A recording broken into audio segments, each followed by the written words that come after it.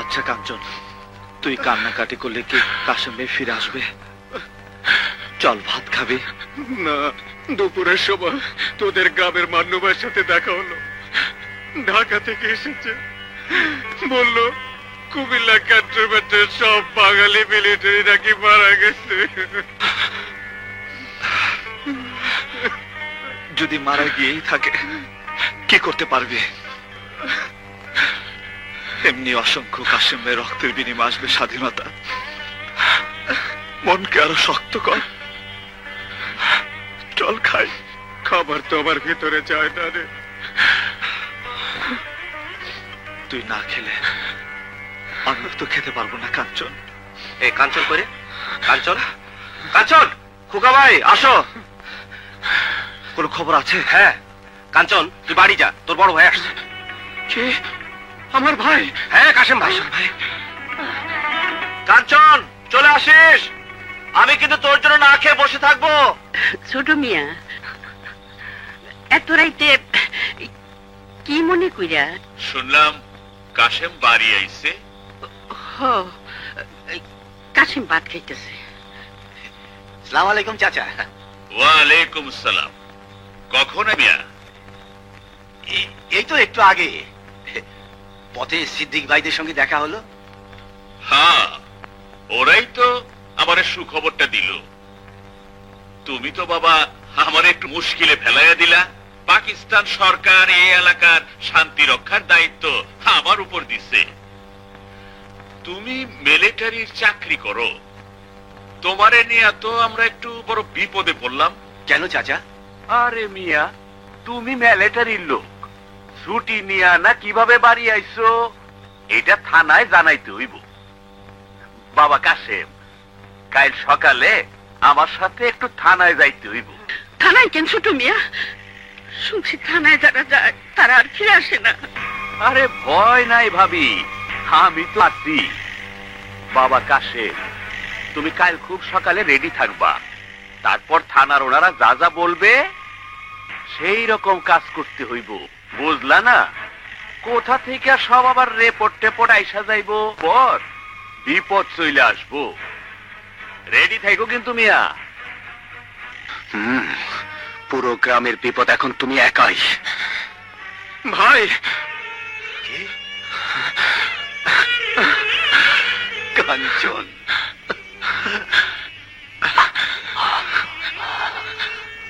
ভাই তুমি চাচার সাথে কাল থানায় যাবে? না, মার কাছে তোদের কথা সব শুনেছি। ক্যাম্প কোথায়? ফুকরা ঠাকুর বাড়ি। চল।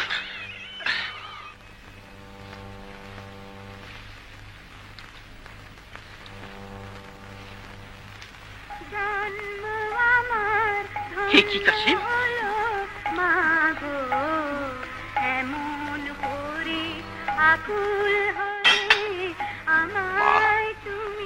অস্ত্র দুটি তোমার দুই ছেলের হাতে তুলে দাও। তো হাতের থাল পইরা রইছে, অনেক দিন তোকে দুই ভাইয়ের একসঙ্গে খাওয়াই না। ভাত খাবি না? মা, ধানের থেকে চাল আর চালের থেকেই তো ভাত হয়। যার বুক চিরে জন্ম হয় ধানের গাছ, যার রক্ত খেয়ে মোটা হয় ধানের শীষগুলো, সেই অন্নদাতা মায়ের বুকের উপর দিয়ে চলছে শত্রু সেনাদের ট্যাঙ্ক। তাদের বুটের আঘাতে ছিন্ন ভিন্ন আজ সেই মায়ের সমস্ত শরীর।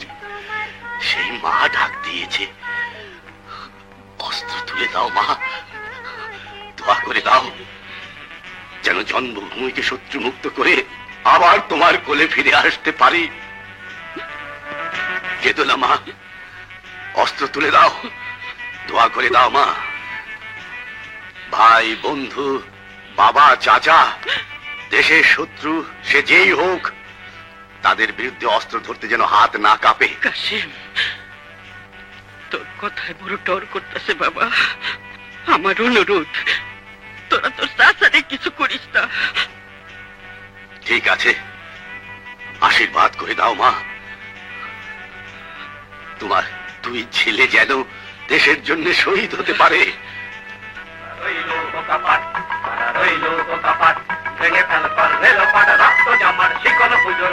ভারতবর্ষের স্বাধীনতা আন্দোলনের সময় নেতাজি সুভাষচন্দ্র বসু বলেছিলেন, তোমরা আমাকে রক্ত দাও, আমি তোমাদের স্বাধীনতা দেব। বাংলাদেশের স্বাধীনতা যুদ্ধে একজন সিপাহী, একজন মুক্তিযোদ্ধা আজ তোমাদের কাছে হাত পেতেছে। আমার হাতে তোমরা যদি তোমাদের জীবন তুলে দিতে পারো, তাহলেই আমি তোমাদের কমান্ডার হব। আমার এই হাতে তোমাদের জীবনটা তুলে দাও দাও দাও দাও দাও দাও দাও দাও কথা দাও, নিশ্চিত মৃত্যু জেনেও পিছু হটব না। নিশ্চিত মৃত্যু জেনেও পিছু হটব না। কমান্ডারের সকল হুকুম মেনে চলবো। কমান্ডারের সমস্ত হুকুম মেনে চলবো। আজ থেকে কাশেম ভাই আমাদের কমান্ডার। কি বললি? কাশেম মুক্তি বাহিনীর কমান্ডার হইছে? যে তা হইলে তো আর দেশে শান্তি থাকলো না। এবারে তো এই গ্রামেও আগুন জ্বলবে।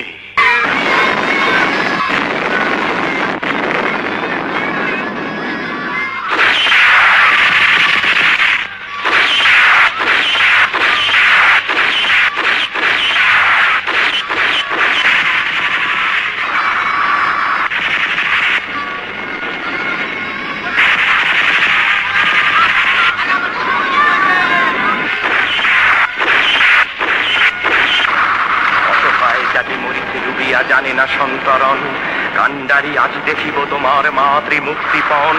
হিন্দু না ওরা মুসলিম, ওই জিজ্ঞাসে গুঞ্জন। কান্ডারি বল ডুবিছে মানুষ সন্তান মোর মার। গিরিশঙ্কর ভীরু যাত্রীরা গুরুতর যায় বাজ। পশ্চাৎ পথযাত্রীর মনে সন্দেহ জাগে আজ। কান্ডারি ভুলিবে কি পথ, সেদিবে কি পথ মাছ। করে হানাহানি তো টানি নিয়ে আসবে মহাভার। কান্ডারি তব সম্মুখে ওই পলাশির প্রান্তর। বাঙালির হলো যে থাকাইলে সঞ্জন।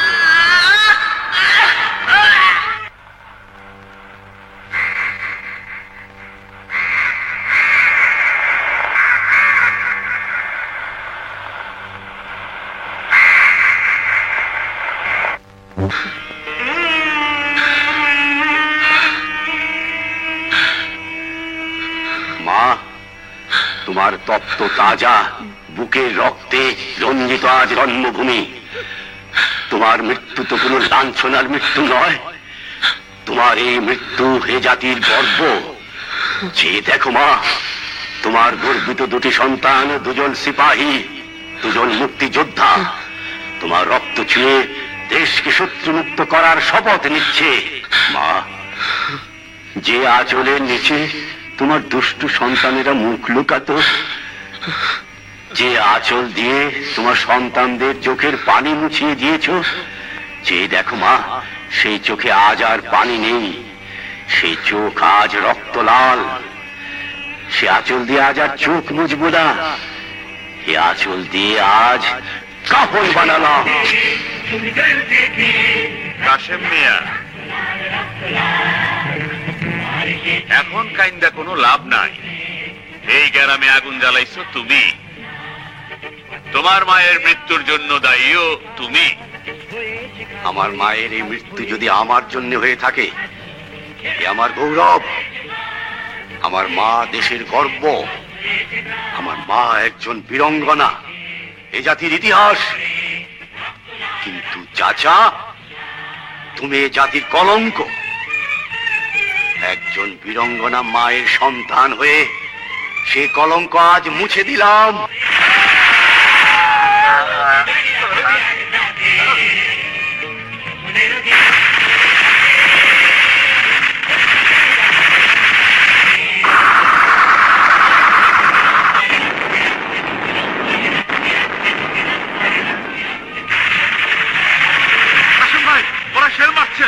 ওরা কাছে এসে যাচ্ছে, তোমরা সবাই পিছিয়ে যাও। কাঞ্চন, তুই পিছিয়ে যা, আমি কাভারিং দিচ্ছি।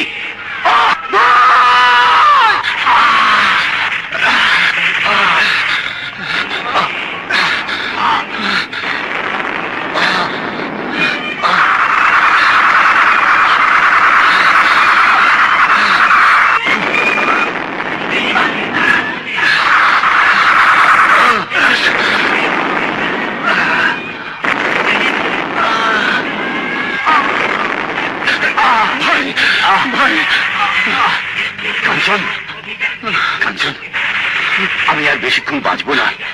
আমাকে নিয়ে যেতে পারবি না। আমার কাছে আয়। কাঞ্চন, আমি স্বাধীনতা দেখে যেতে পারলাম না। দেশ কিন্তু স্বাধীন হবেই। আমার বড় স্বপ্ন ছিল স্বাধীন দেশের মুক্ত আকাশে পথ পথ করে একটা পতাকা উঠবে, আর সেই পতাকার নিচে দাঁড়িয়ে আমি একজন সিপাহী পতাকাকে সালাম করব, পতাকাকে উঁচু করে রাখার জন্য চিরকাল যুদ্ধ করব। পারলাম না। কাঞ্চন, মৃত্যুর সময় আমি জেনে যেতে চাই আমার ভাই একজন সিপাহী হবে, আমার সেই স্বপ্নকে বাস্তবায়িত করবে। আমাকে কথা দে কাঞ্চন, দেশের সাথে কোনো দিন বেইমানি করবি না। কথা দিলাম। কঠিন পরীক্ষা দিয়ে প্রমাণ দিতে হবে। বলো কি পরীক্ষা? যুদ্ধক্ষেত্রে একজন সিপাহী আহত হবার পর যদি তাকে নিরাপদ স্থানে নিয়ে যাওয়া না যায়, আহত অবস্থায় তাকে যুদ্ধক্ষেত্রে রেখে যেতে নাই। ভাই কাঞ্চন, এই অবস্থায় এখান থেকে আমাকে নিরাপদ স্থানে নিয়ে যেতে পারবি না।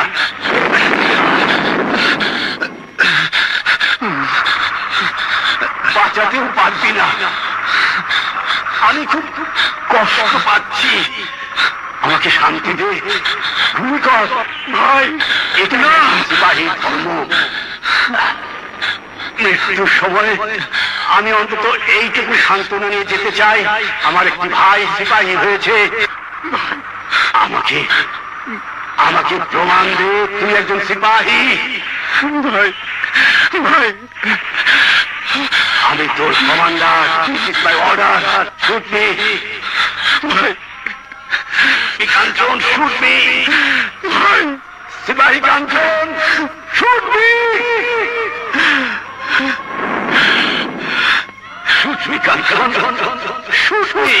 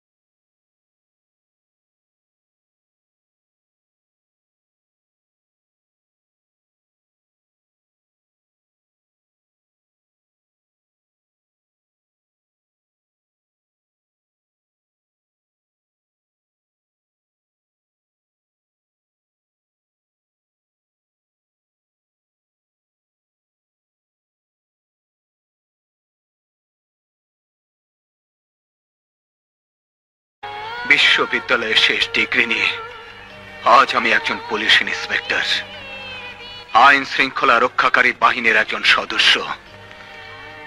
তোমার মৃত্যুর সময় যে সিপাহীকে তুমি জন্ম দিয়েছিলে সে মরেনি।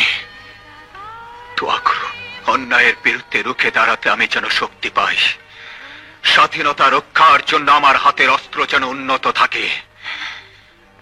আমার যতটুকু ক্ষমতা আছে তা দিয়ে যেন দেশকে দুর্নীতি মুক্ত করতে পারি।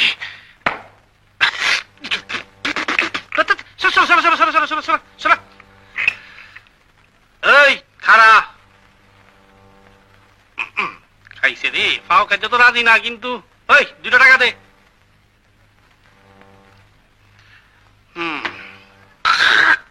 আরে আরে আরে ওই শালার বউ সে পালাও শ্বশুরবাড়ি পাইছো হ্যাঁ শালার বউ দিনের বেলা চুরি করো রাতে কি করো হ্যাঁ ওটা তোর কি হয় ভাই ভাই চাকা সহ ধরা পড়ে সব জেল অবধারিত স্যার কোনো ব্যবস্থা সব অবস্থারই ব্যবস্থা আছে গাড়ির জন্য গ্যারেজ আছে রুগীর জন্য ডাক্তার আছে আরে তোগুলি লিগা আমি আসি না হ্যাঁ ডাক্তার দেখাতে ভিজিট লাগে না এদিকে আয় বাইর কর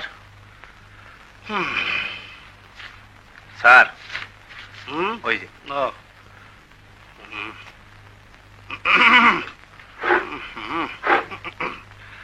কত 200 স্যার কত 200 আরে হালার বই গরম বাজার 200 টাকায় হয় তবু আকল জ্ঞান নাই কমপক্ষে কেসে 1000 টাকা দিবি আর ওই শালার বউ একটা টাকা খুইলা বেচতে পারলেই তো 2000 টাকা পাস হ্যাঁ তবু স্যার একটা কিছু করেন আমার সবাই ভিতরে আসুন।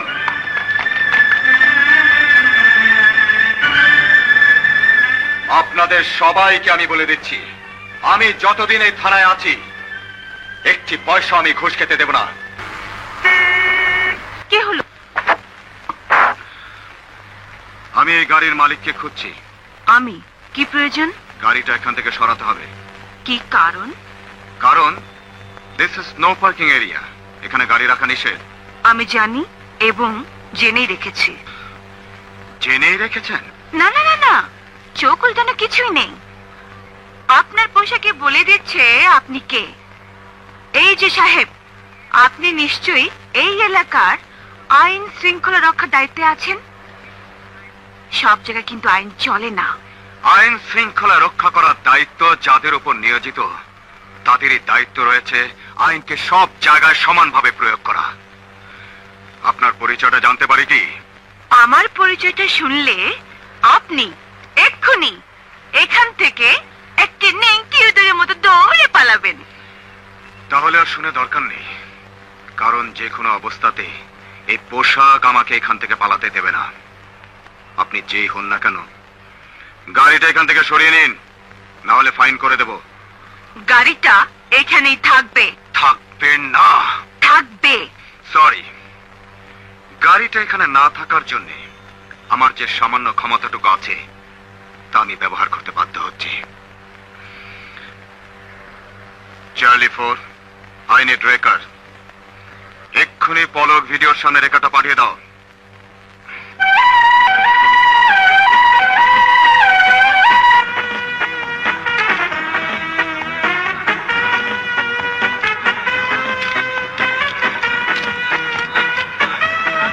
সাহেব, এটা কিন্তু একটু বাড়াবাড়ি হয়ে যাচ্ছে।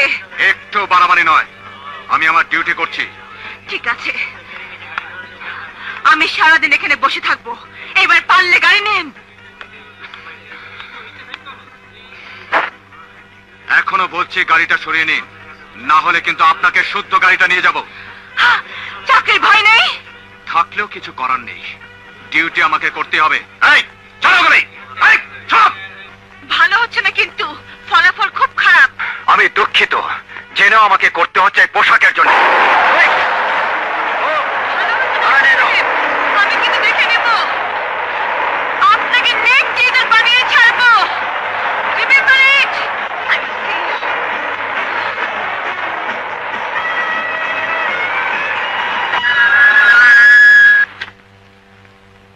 This is Jamal speaking. আব্বু, আমি ধানমন্ডি থানায় এখন অ্যারেস্ট। তার মানে? এই থানার ওসি আমাকে অ্যারেস্ট করেছে আর কি সব আজে বাজে কথা বলছে। ওই দেখো আবার কেমন করে তাকায়। কোনো মানে জানতে চেও না, কিচ্ছু বলা সম্ভব না। তুমি এক্ষুনি 5 মিনিটের মধ্যে এখানে চলে এসো।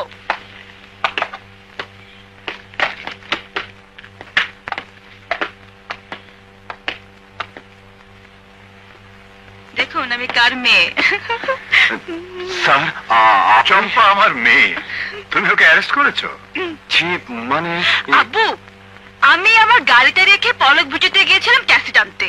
আমি ক্যাসেট নিয়ে বাইরে এসে দেখি তোমার এই ওসি আমার গাড়িতে রেকারে হুক লাগাচ্ছে। আমি তোমার কথা বললাম, তাতে ওসি সাহেব এখন জ্বলে উঠলো। এরপরে আমি গাড়িতে গিয়ে বসলাম। তোমার ওসি সাহেব আমার কোনো কথাই শুনলেন না। আমাকে শুদ্ধ গাড়িটা থানায় নিয়ে আসলেন, এখন আটকে রেখেছেন। কাঞ্চন, চম্পা সত্যি কথা বলছে? শুধু এইটুকু সত্য, রেকার দিয়ে ওনাকে শুদ্ধ আমি গাড়িটা এখানে নিয়ে এসেছি, এবং আপনি না বলার পূর্ব মুহূর্ত পর্যন্ত আমি জানতাম না উনি আপনার মেয়ে। আপনার মেয়ে জানলেও স্যার আমি এটাই করতাম। উনি নো পার্কিং এরিয়ায় গাড়ি রেখেছিলেন। আমি ওনাকে গাড়ি সরাতে বললে উনি গাড়ি না সরিয়ে আমার ক্ষমতা দেখতে চেয়েছিলেন। আমার যতটুকু ক্ষমতা আছে আমি তাই করেছি। স্যার আমি ওনাকে অ্যারেস্ট করিনি, নো পার্কিং এরিয়ায় গাড়ি রাখার দায়ে ফাইন করেছি। এটা রিসিট।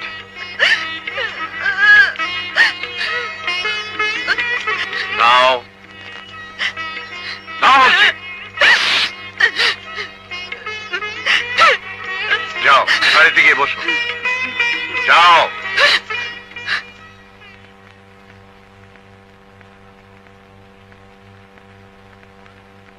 কাঞ্চন, আমি বুঝতে পেরেছি ও একটু খামখেয়ালি, মিথ্যা কথাও বলে। যাকে রাজুর ব্যাপারটা তুমি কি করেছো? স্যার, রাজুর ফাইলে আমি যে ছবিটা দেখেছি, এই রাজু ক্রিমিনাল হতে পারে না। হোয়াট?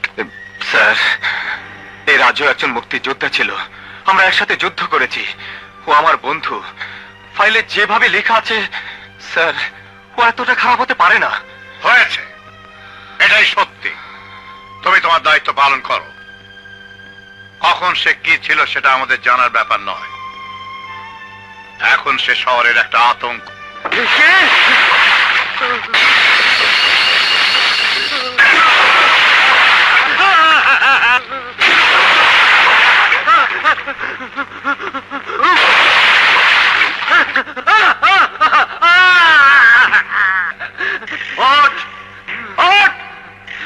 বল, প্রতি মাসে আমাকে তুই 2000 টাকা দিবি? দেবো বাবা, দেবো। এই এলাকায় যত 2 নম্বর কাজ হয় সবাই আমাকে ট্যাক্স দেয়। বাবা এটা তো 2 নম্বর না। বিক্রি করিস বাংলা মদ, এটার তো কোনো নাম্বারই নেই। বাবা সব ডিপার্টমেন্টে পয়সা দিয়ে আমি এটাকে 1 নম্বর করে ফেলেছি। রাজুর ডিপার্টমেন্টে পয়সা না দিলে কোনোদিনও 1 নাম্বার হবে না। দেবো দেবো দেবো।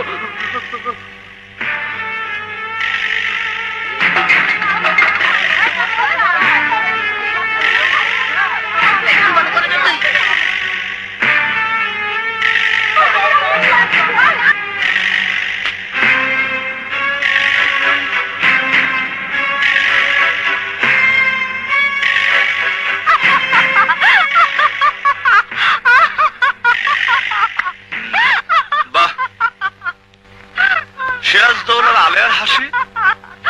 আরে রাজু, তুই বাংলার শেষ স্বাধীন নবাব সিরাজউদ্দৌলা, আর আমি হইলাম এই বস্তির ফকিন্নি আলেয়া। কিরে, কত টাকা টেনেছিস? হাসি যে থামছে না।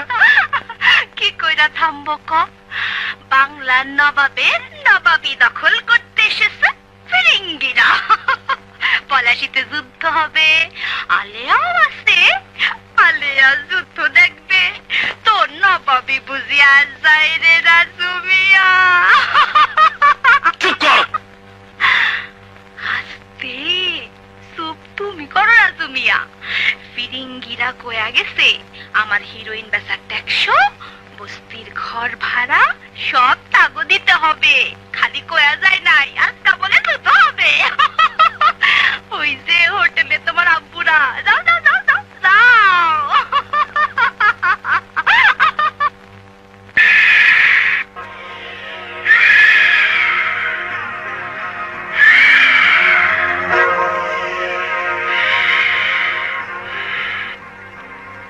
রাজু বস্তির ভাড়া ফুলিকে দিয়ে হিরোইন বিক্রি করে শুনলাম বেশ মাল কামাচ্ছিস, কিছু ট্যাক্স নিতে এলাম।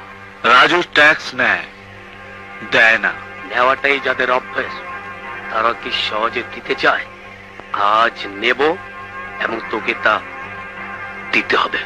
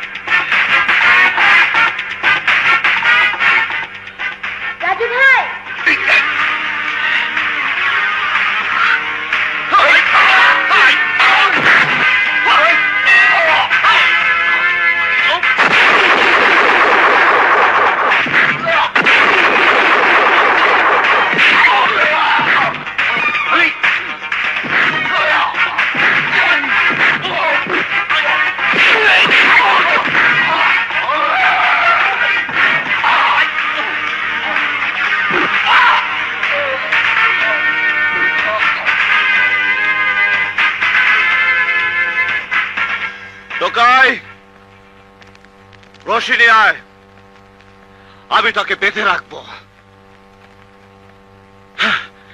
এখান থেকে নেওয়ার জন্য তোর কোনো বাবা থাকলে তাকে খবর দে। খবর দিতে হবে না, আমি নিজে এসেছি। সালাম ওসি সাহেব, সালাম। শুনেছি আপনি নতুন এসেছেন। আমি জানি 2 নাম্বারকে 1 নাম্বার করতে হলে আপনাদের কিছু মাল দিতে হয়। আপনি চলে যান, প্রতি মাসের ট্যাক্স 1 তারিখেই পাবেন। ওরা একটি ফুলকে বাঁচাবো বলে যুদ্ধ করি।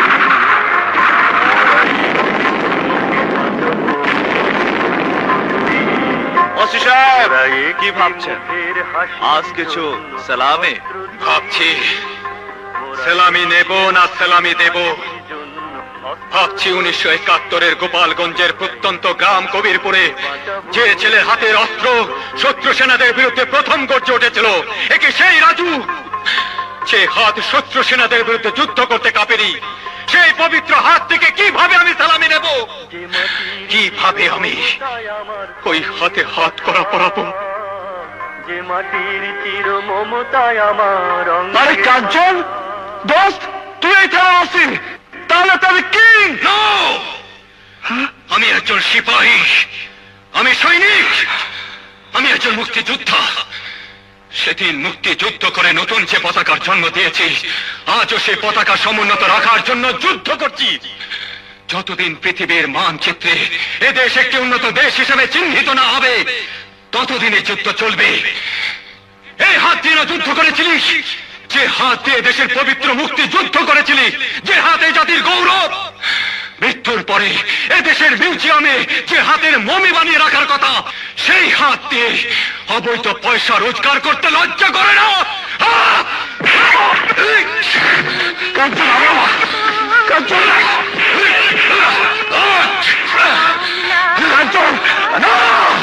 কোন মুক্তিযোদ্ধা খারাপ হতে পারে না। কাঞ্চন, তুই আমাকে সাথে মানিস না। আমার এই হাত তোর গায়ে হচ্ছে না। শোধ হবে না। মৃত্যুর মুখোমুখি দাঁড়িয়ে 7 কোটি মানুষের জীবনের সন্ধান আনলে যারা, সে গানের মহিমা কোনদিন ম্লান হবে না। ম্লান হবে না।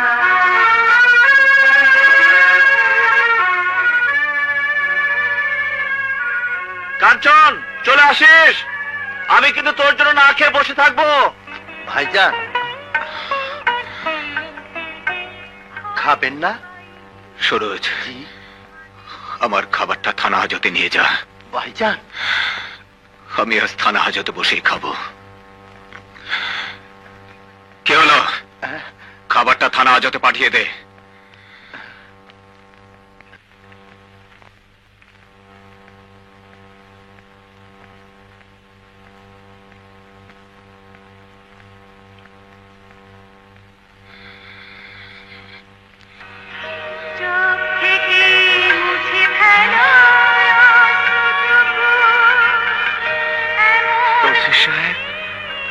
আপনি?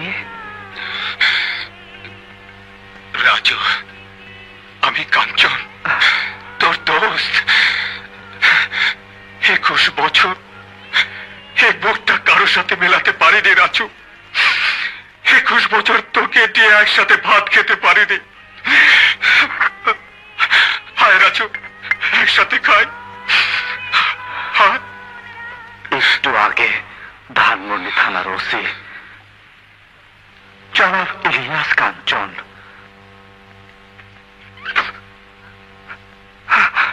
যার খুশিতে এখন নাক দিয়ে আমার রক্ত ঝরছে,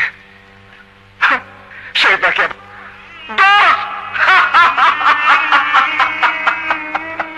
আমার দোস্ত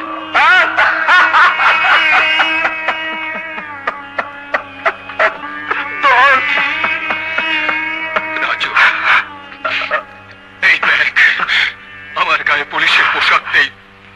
আমি কাঞ্চন,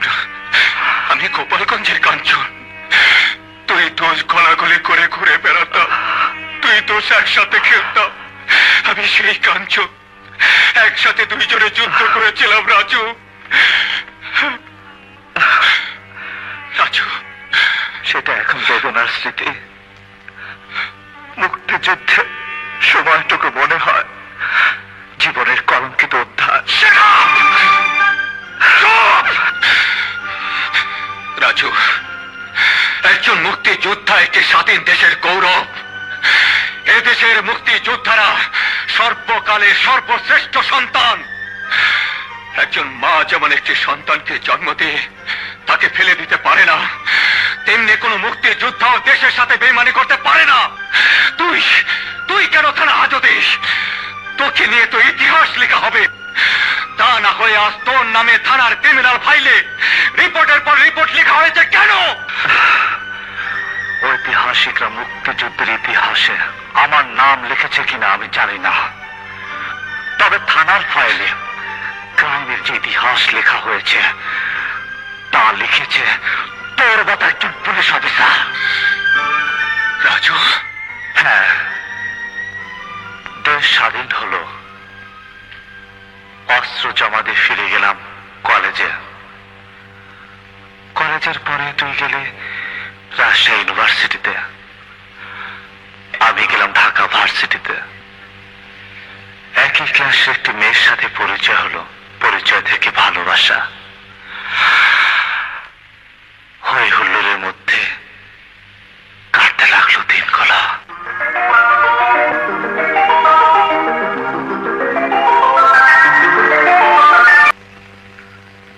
আমাকে নিশ্চয় চিনতে পারোনি। আমি কবিরপুরের খান বাহাদুর ইসমাইল হোসেন খানের ছেলে, খান মোহাম্মদ দেলোয়ার হোসেন খান। জি জি, চিনেছ? হ্যাঁ। আসলে তোমরা অনেক কষ্ট করে দেশ স্বাধীন করেছ।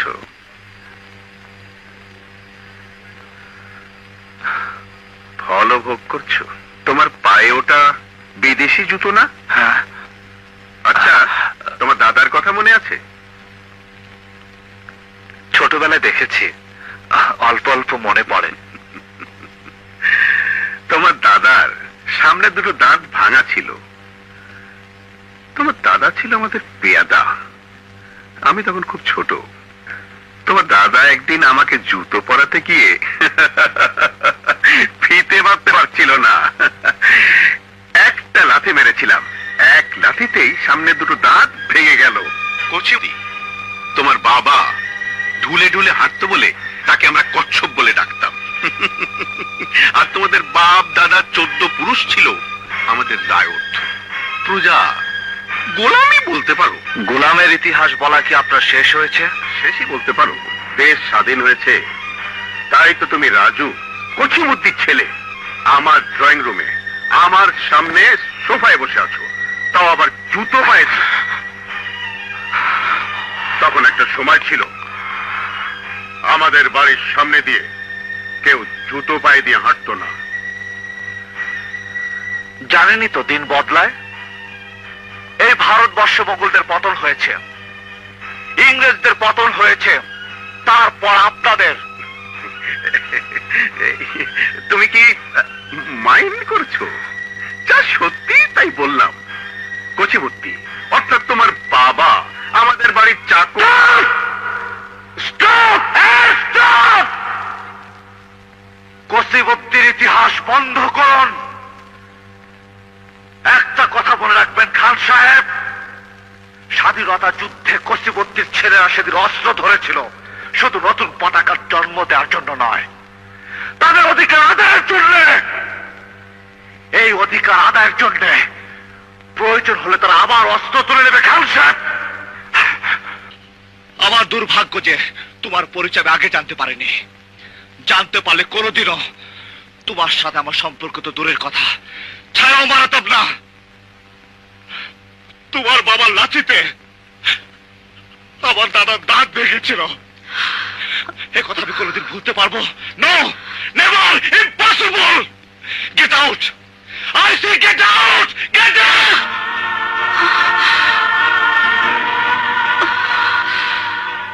আমার ড্যাডি মিথ্যে কথা বলেনি। তুমি আসলে ছোট লোকের বাচ্চা। Yes! Yes! All কসিমুদ্দিনের বাচ্চারা ছোট লোক। হ্যাঁ, আমি ছোট লোক।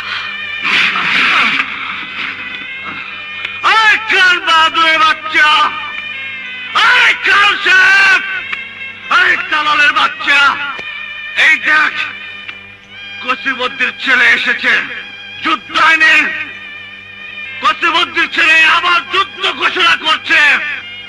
এই কসিমুদ্দির ছেলেরা শুধু নতুন পতাকার ভূখণ্ডের জন্য যুদ্ধ করেনি, তাদের গোলামীর অবসরের জন্য যুদ্ধ করেছে। আবার সেই যুদ্ধ হবে।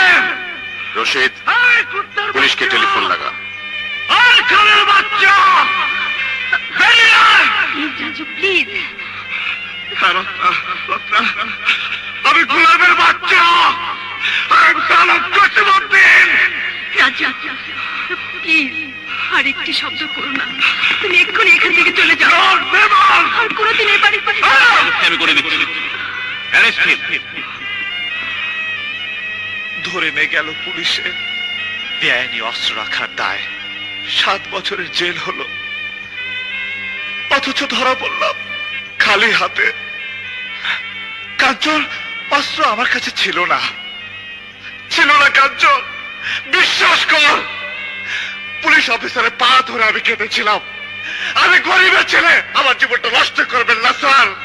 7 বছর জেলে থাকাকালে মা বাবাকেও হারালাম।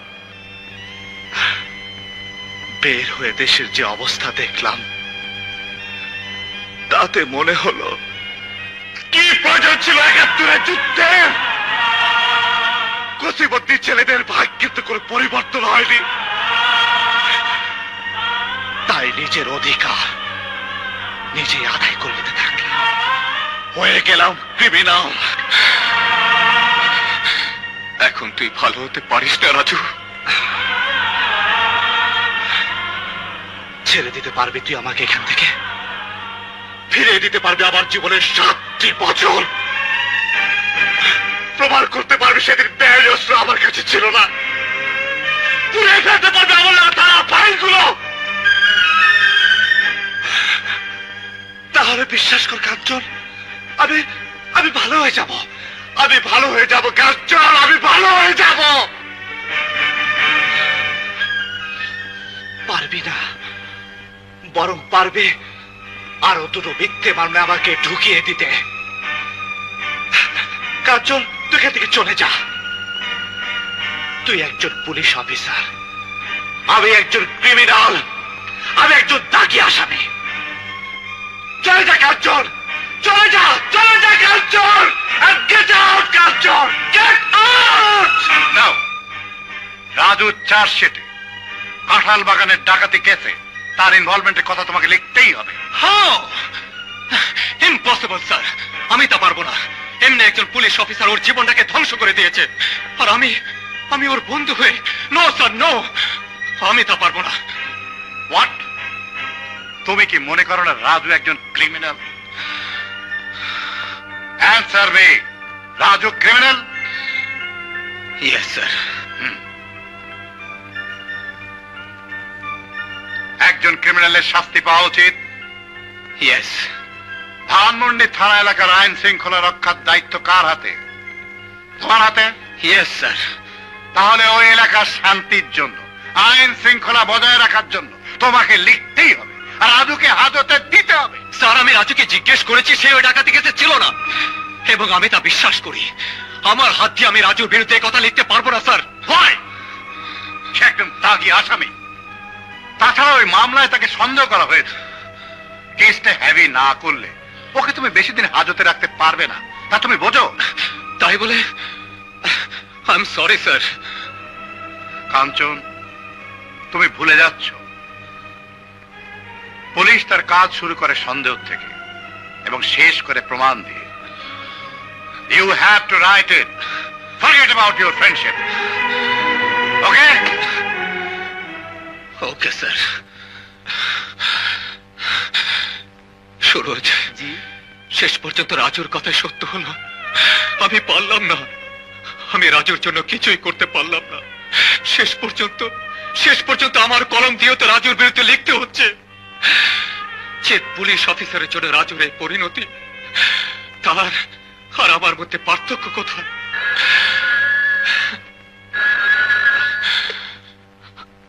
হ্যালো হ্যালো, ওসি সাহেব, জি বলছি। আমি 18 নম্বর কলাবাগান দিলের হোসেন খানের বাড়ি থেকে বলছি। আমাদের বাড়ি ডাকাতি হচ্ছে। আমি একে বলতে পারলাম না, বাঁচাও!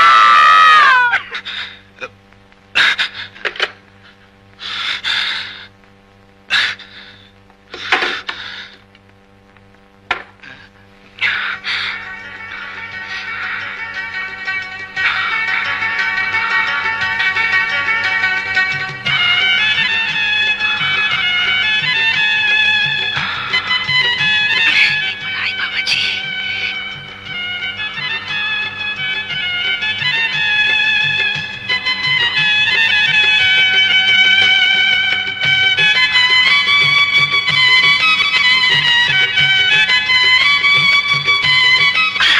আসো বাবাজি, আমাকে জড়িয়ে ধরো। এবার বাঁচাও! ভালো বাঁচাও! বাঁচাও! বাঁচাও! প্লিজ কে কোথায় আছে? বাঁচাও! জলদি আসো। চিৎকার করছেন কেন? আরে লোকজন এসে পড়বে তো। এই এই আসো!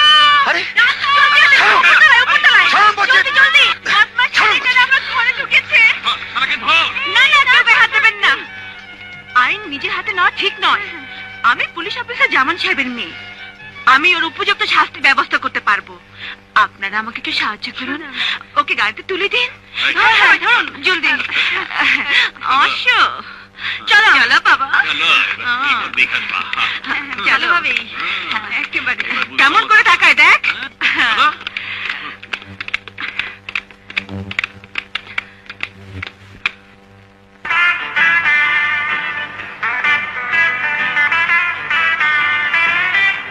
ওসি সাহেব, এখন আপনার আইন কোথায়? মানে মানে বোঝেননি? আপনার চাকরিটা এখন চলে যাবে। কি অপরাধে? অপরাধ বদমাইশি। বদমাইশি? হ্যাঁ, আপনি আমার ঘরে ঢুকেছিলেন বদমাইশি করতে। ও, আমি লপাস। যখন কোর্টে কেস হবে তখন বুঝবেন। বুঝতে পেরেছি। কিন্তু কোর্টে যদি আমি সত্যি কথা বলি? তাহলে তো চাকরি থাকবে না। হ্যাঁ? আমি যদি বলি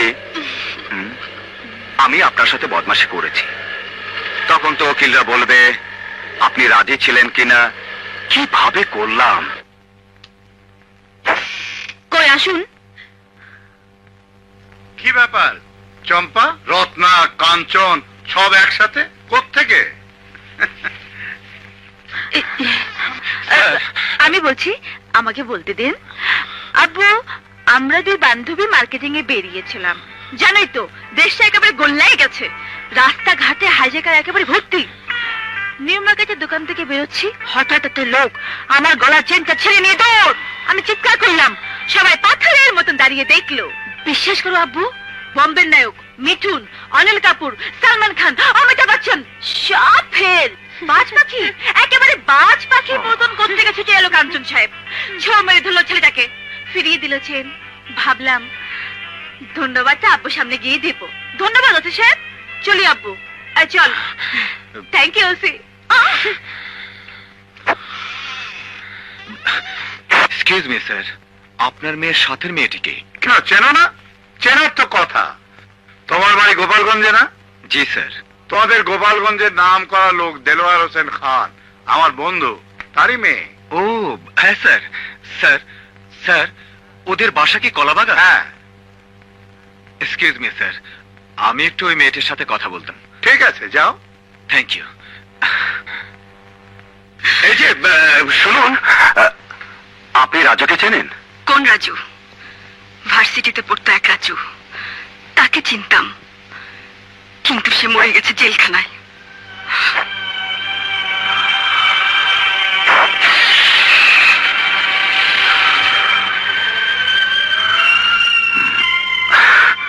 জি স্যার, এর আগেও আমি একটা ইনফরমেশন পেয়েছি। ওই থানার ওসিকে আমি এক্ষুনি বলে দিচ্ছি। জি স্যার, আসসালামু আলাইকুম। একটা ইনফরমেশন পেলাম, রাজকে তুমি যে বস্তির থেকে অ্যারেস্ট করেছো, ওখানে নাকি হেরোইন এবং গাঁজাখোরদের আড্ডা জমে। ওই আড্ডাটা তুমি ভেঙে দাও। জি স্যার।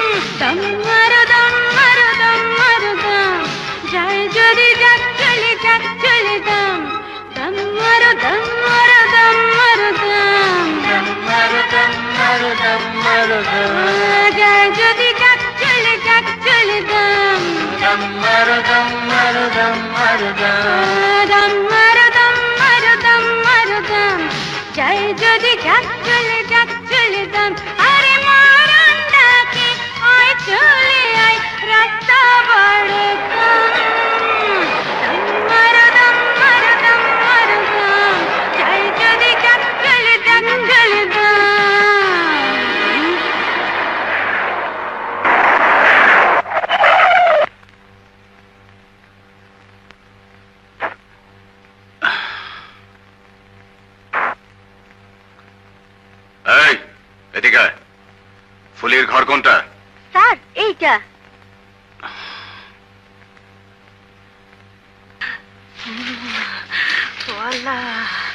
আমার কে এই, ঘরে কে? কে? মামা নাই মামা। হ্যাঁ? ও আমি তোর মামা না, ও আমি থানা থেকে এসেছি।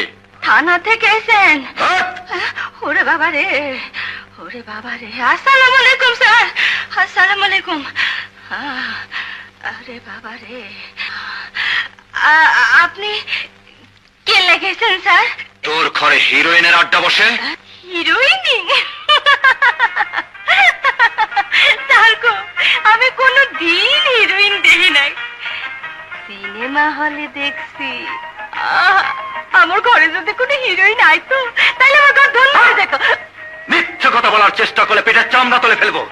সিনেমার হিরোইন? হিরোইন ছিল না। হিরোইন খায়, তুই খাস। এখানে হিরোইন খাওয়া আগে জমে, তুই বিক্রি করিস। ওরে আমার স্যার গো, ওরে আমার আল্লাহ, একে কথা শোনালেন স্যার? স্যার আমার শরীর লাগতে দেন, স্যার শুটিংয়ে সব সময় থাকে স্যার। চারশুড়ি জ্বর? চোরা বেটি, শোন, নিজে তো শেষ হয়েছিস, দেশের আর 10টা ছেলে মেয়েকে নষ্ট করবি না।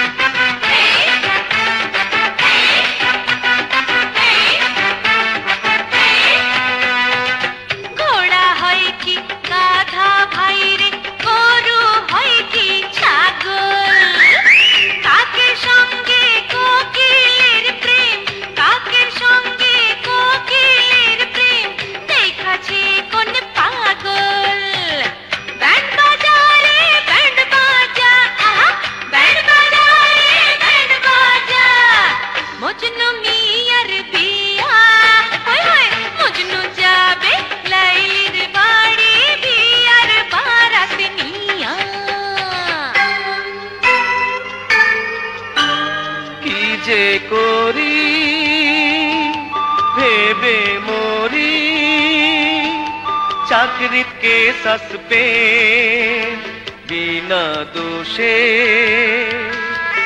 অবশেষে জীবনের হলো বুঝি কি করি কি করি কি করি, দাও গুরু দাও মোরে দীক্ষা, তুই পথে পথে করে গিয়া ভিক্ষা।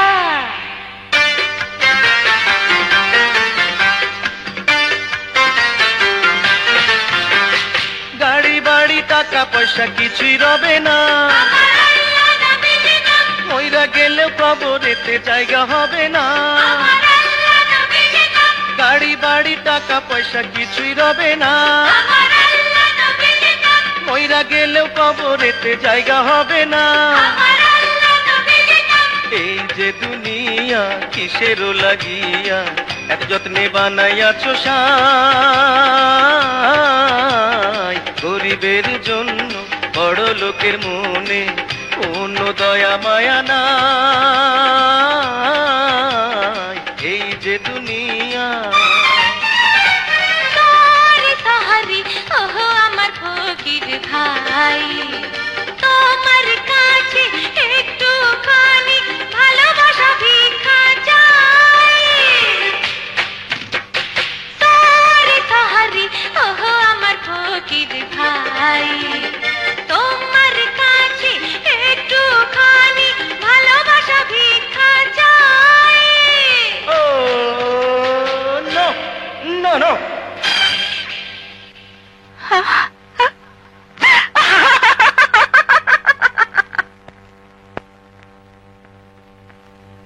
কাঞ্চন, এই লেটারটা পড়ো।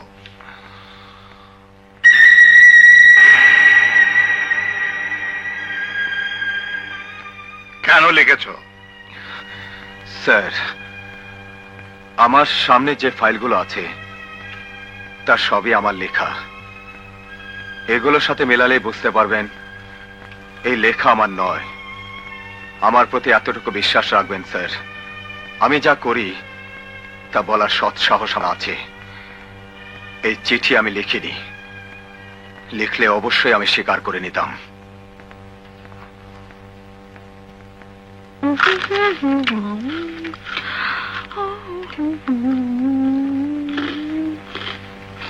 চম্পা, stand up. I say stand up.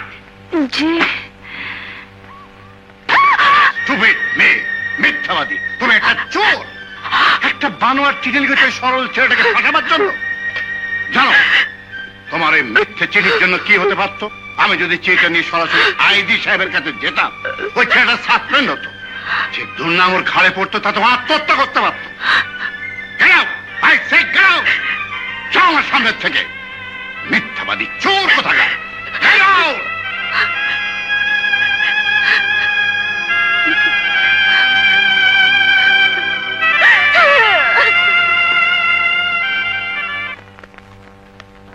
Excuse me brother,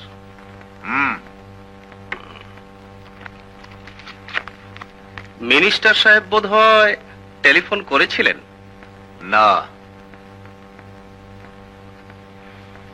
আমার দলের ওই ছেলেটার ব্যাপারে টেলিফোনের আগেই ছেড়ে দিন, তা না হলে উনি আবার মাইন্ড করলে আপনার অসুবিধা হতে পারে। Get up, get up! মিনিস্টারের কথা যা বললে যেন তোর মিনিস্টার আমার চাকরি খায়। হ্যালো, জি স্যার, জি স্যার, স্যার ডিজি সাহেব। আসসালামু আলাইকুম স্যার। কাঞ্চন, তোমাকে এক্ষুনি আমার একটু প্রয়োজন। আমি তোমার সাথে কিছু কথা বলবো। যদি তোমার সময় হয় তাহলে তোমাকে আমার সাথে একটু বাসায় যেতে হবে। জি স্যার, আসছি।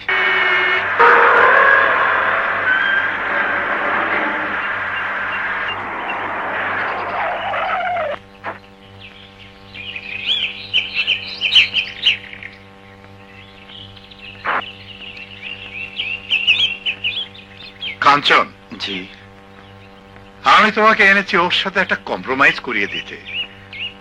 আমি বুঝতে পেরেছি প্রথম দিনের ঘটনার পর থেকে ও দারুণ জিদ চেপেছে। ও তারই প্রতিশোধ নেওয়ার জন্য এসব ঘটনাগুলো করছে। তুমি মনে কিছু করো না বাবা, ওর সাথে তুমি একটু হাত মিলিয়ে ফেলো। আমি জানি আমি তোমাকে ছোট করছি। না না, ঠিক আছে স্যার। জিদ্দি মেয়ে তো কখন আবার কি করে বসে। চল এসো।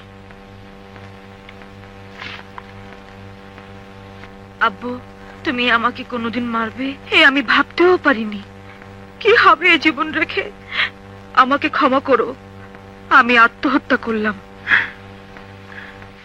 কাঞ্চন, চম্পা আমার একমাত্র মেয়ে।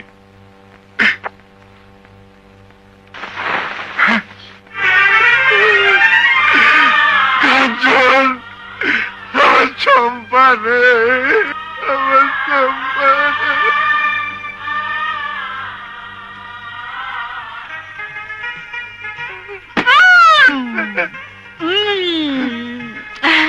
আছি, এখনো মরিনি। আজ 5 এপ্রিল।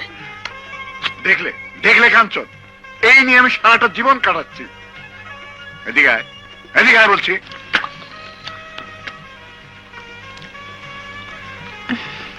কাঞ্চন তোর কাছে হার মেনেছে। বাবা, হাত মেলাও তো। লক্ষ্মী মা, সব ভুলে যা। শোনো, আর কোনোদিন মিথ্যে কথা বলো না। হাত মেলাও মা।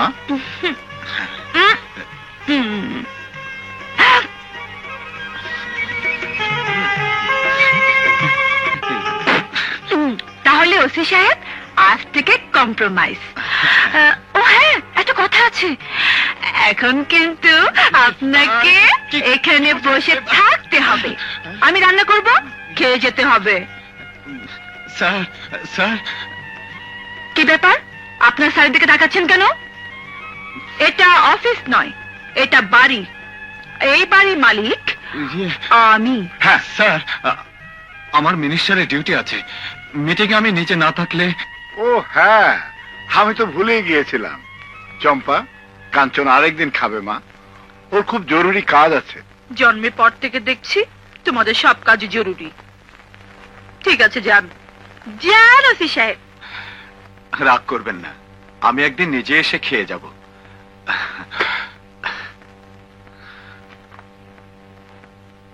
আমার সরকার সব সময় গরিব দুঃখী মানুষের পাশে থেকে তাদের ভাগ্যোন্নয়নের জন্য চেষ্টা করে যাচ্ছে।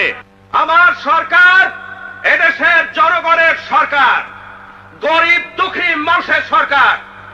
আপনাদের কাছে আমার আবেদন, আগামী নির্বাচনে আমার সরকারের পাশে থেকে তার হাতকে আরো মজবুত করুন, আরো শক্তিশালী করুন, শক্তিশালী করুন। আপনারা যদি আপনাদের ওয়াদা পূর্ণ করেন, তাহলে আমি আমার সরকারের পক্ষ থেকে কথা দিচ্ছি, আমরা, আমার সরকার গরিব দুঃখী মানুষের পাশে চিরকাল থাকবে। এদেশের প্রত্যেকটি মানুষের জন্য বাসস্থান থাকবে, প্রত্যেকটি মানুষ চিকিৎসা পাবে, শিক্ষার সুযোগ পাবে, কোন মানুষ এদেশে অনাহারে মরবে না। আর এটাই হলো এক।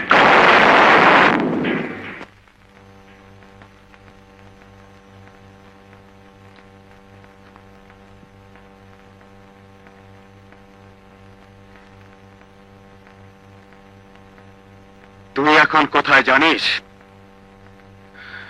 তুই এখন হসপিটালে, আর এখান থেকে ভালো হলে যাবি হাজতে। কেন তুই মন্ত্রীকে বোমা মারতে গিয়েছিলি? ওই মন্ত্রীর সাথে তোর শত্রুতা আছে? ওই মন্ত্রী মারা গেলে তোর আব্বা মন্ত্রী হতো। তাহলে কেন মারতে গিয়েছিলি? ওই মন্ত্রী মারা গেলে কি তোর থাকার জায়গা হবে? তুই গাড়িতে চড়বি? তুই ভাত খেতে পারবি? তুই যে টোকাই, সে টোকার বাচ্চায় থেকে যাবি। স্যার, এই টাকা আপনি জানি কি কইলেন? ওই লোকটার নাম মন্ত্রী। ওই লোকটা মন্ত্রী স্যার। ওই লোকটা মরে গেলে আমার কিছু যায় আসে না। এই 50 টাকা আমার কাছে অনেক বড়। আজ 2 দিন ধরে আমি আর আমার নানি না খাওয়া। এই 50 টাকা একজনে দিয়া কইল ওই মিটিং এ এই বোমাটা ফেলবি। জি স্যার। স্যার, ওই অফিসার আমার সামনেই আছে। স্যার, আমি সব অফিসারদের ডেকেছি। জি স্যার, আমি সব ব্যবস্থায় নিচ্ছি। আচ্ছা কাঞ্চন, আর কি কোনো বোমা ছিল ওর কাছে? জি না, একটাই। হাই অফিসিয়ালসদের কাছ থেকে উপর্যুপরি টেলিফোন আসছে, বোমাটা বাস্ট না হলে অবশ্যই তোমারও কিছু করার ছিল না। আপনাদের সবার প্রতি আমার অর্ডার, সামনের ইলেকশনে বোমাবাজি বন্ধ করতেই হবে। ইম্পসিবল। বোমাবাজি বন্ধ এই দেশে সম্ভব নয় স্যার। ওয়াই? স্যার, এই 50 টাকার সমস্যা যতদিন না মিটবে ততদিন এই দেশে বোমাবাজি চলবেই। What do you mean? দুঃখের হলেও সত্যি স্যার, যে ছেলেটি বোম মারতে গিয়েছিল তার কাছে মন্ত্রীর জীবনের চেয়ে এই 50 টাকা অনেক বড় ছিল স্যার। 50 টাকা, শুধু 50 টাকার বিনিময়ে এদেশের একজন টোকাই অ্যাটম বোম মারতেও দ্বিধা করবে না স্যার, কারণ সে ক্ষুধার্ত। এই 50 টাকা দিয়ে সে ভাত খায়। স্যার, এ আমাদের অক্ষমতায়, আমাদের লজ্জা, এটাই জাতির কলঙ্ক স্যার। স্বাধীনতার 21 বছর পরেও টোকাইদের টিফিন ক্যারিয়ার আমরা ভাত তুলে দিতে পারিনি, কিন্তু বোমা দিতে পেরেছি স্যার। ডোন্ট বি ইমোশনাল কাঞ্চন। কাঞ্চন, আমার বন্ধু রত্নার বাবা দেলোয়ার হোসেন খান, ওর কথাই তোমাকে বলেছিলাম, তোমাদের দেশের ছেলে। জামান, আমার দেশের সাথে খুব একটা যোগাযোগ নেই। তোমার বাড়ি কোন গ্রামে? পরানপুর।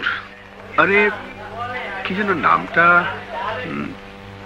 মনে আসছে না। ও হ্যাঁ, রফিকুদ্দিন শেখকে চিনতে? আমার চাচা ছিলেন। জামান, বংশীয় ছেলে। দেশের বাড়ি যাই না তো, কি করে চিনবো এদের? হ্যাঁ, তোমরা কথা বলো, আমি ওদিকে একটু অ্যাটেন্ড করি। স্বাধীনতা যুদ্ধের সময় বোধহয় দেশের বাড়িতে ছিলেন। হ্যাঁ, ওই সময় একবার রাত্রে আপনাদের বাড়ি গিয়েছিলাম, পেলাম না। পরের দিন ভোরে শুনলাম আপনি নাকি সারা রাত পায়খানার মধ্যে লুকিয়েছিলেন। আপনার সারা শরীরে নাকি গু মেখে গিয়েছিল, মুখের মধ্যে নাকি গিয়েছিল। আমি একটু ওদিক থেকে আসি। জামান,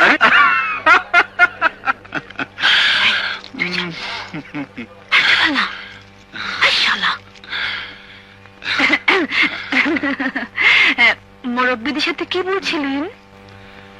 আর যাই হোক, মিথ্যে কথা বলছিলাম না। আমি বুঝি মিথ্যে কথা বলি? না, তা নয়, সত্য কথা কখনো বলেছেন কিনা তাই ভাবছি। এ বুঝি বিয়ের দাওয়াত? এখনই বুঝবেন কিসের দাওয়াত? বিয়ের আগের দাওয়াত। খালা, ইনি আমার খালা। আসসালামু আলাইকুম। খালা কি যেন বলবে আপনাকে। খালা, কথা বলো, আমরা আসি। ভালো করে বলো, ভালো করে। তোমার নামই তো কাঞ্চন। জি। তোমার সাথে আমার কিছু কথা আছে। জি বলুন। কি আর কথা, খোলাখুলি বলে ফেলি। তোমার সম্পর্কে সব আমরা জেনেছি। তুমি খুব স্ট্রেট ফরওয়ার্ড ছিলে, তাই সোজাসুজি বলি। আমার দুলাভাই তোমাকে খুব পছন্দ করেন, চম্পাও। চম্পাকে বিয়ে করতে তোমাকে কোনো আপত্তি আছে? আমিও তাহলে সোজাসুজি বলি। আমি তো তোমাকেই তালাশ করতেছি। তোমরাই সারা দেশে হেরোইন বেচো? আমি শুনছি হেরোইন বেচলে 14 বছরের জেল, না হয় ফাঁসি।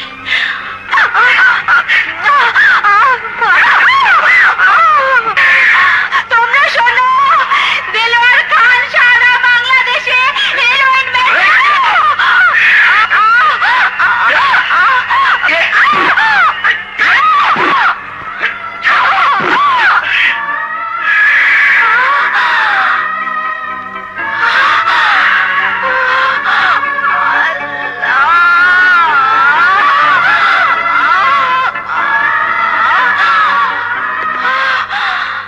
শাবাশ কবিলা, মানি লোকের মান তুমি বাঁচিয়েছো।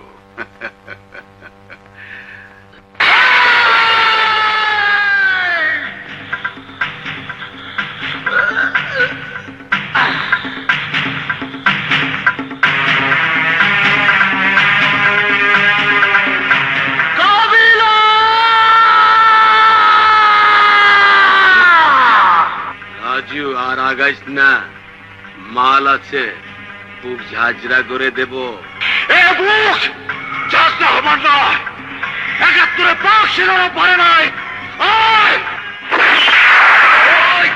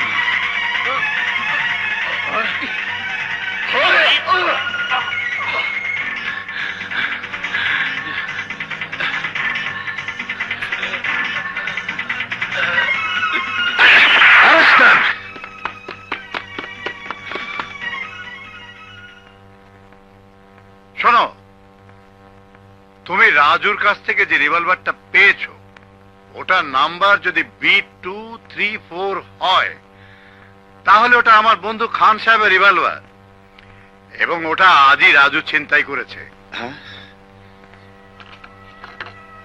জি ওই নাম্বার, কিন্তু আজ কখন? আরে এই তো আজ বিকেলে খান সাহেব আমার সামনে। এরা সবাই তোমার দেশে। তুমি অবশ্য জানো রাজু আর খান সাহেবের মধ্যে একটা ঘটনা আছে। রাজু খান সাহেবকে নাকি গুলি করতে চেয়েছিল, আর কাবিলাকে যে ধরেছ কাবিলাও খান সাহেবের লোক, ওকেও মারতে গিয়েছিল। তুমি ওকে ছেড়ে দাও। না স্যার, তা কেমন করে সম্ভব? আমি ওকে মাতাল অবস্থায় ধরেছি। খান সাহেবের লোক যখন, জামিন হতে কষ্ট হবে না। আমি ওকে কোর্টে চালান করে দিচ্ছি। ঠিক আছে খান, তুমি কোনো চিন্তা করো না, তোমার রিভলভার তুমি ফেরত পাবে।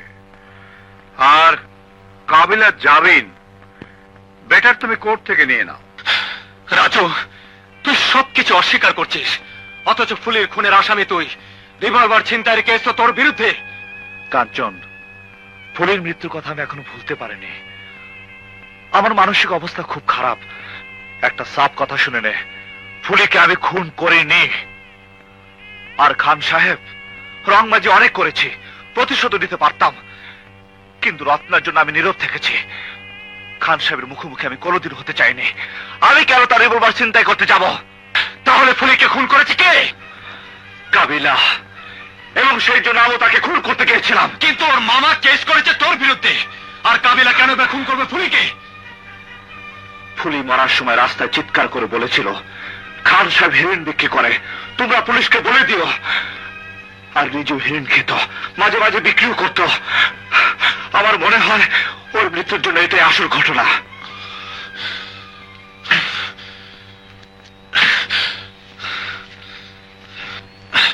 ফুলের পোস্টমর্টম করার সময় ওর বুকের মধ্যে এই কার্ডটা পাওয়া গেছে। এটা সম্পর্কে তুই কিছু জানিস? হ্যাঁ, আমার মনে হয় এই কার্ডই হলো আসল। এই কার্ড দেখে সে হেরোইন কিনতে গিয়েছিল।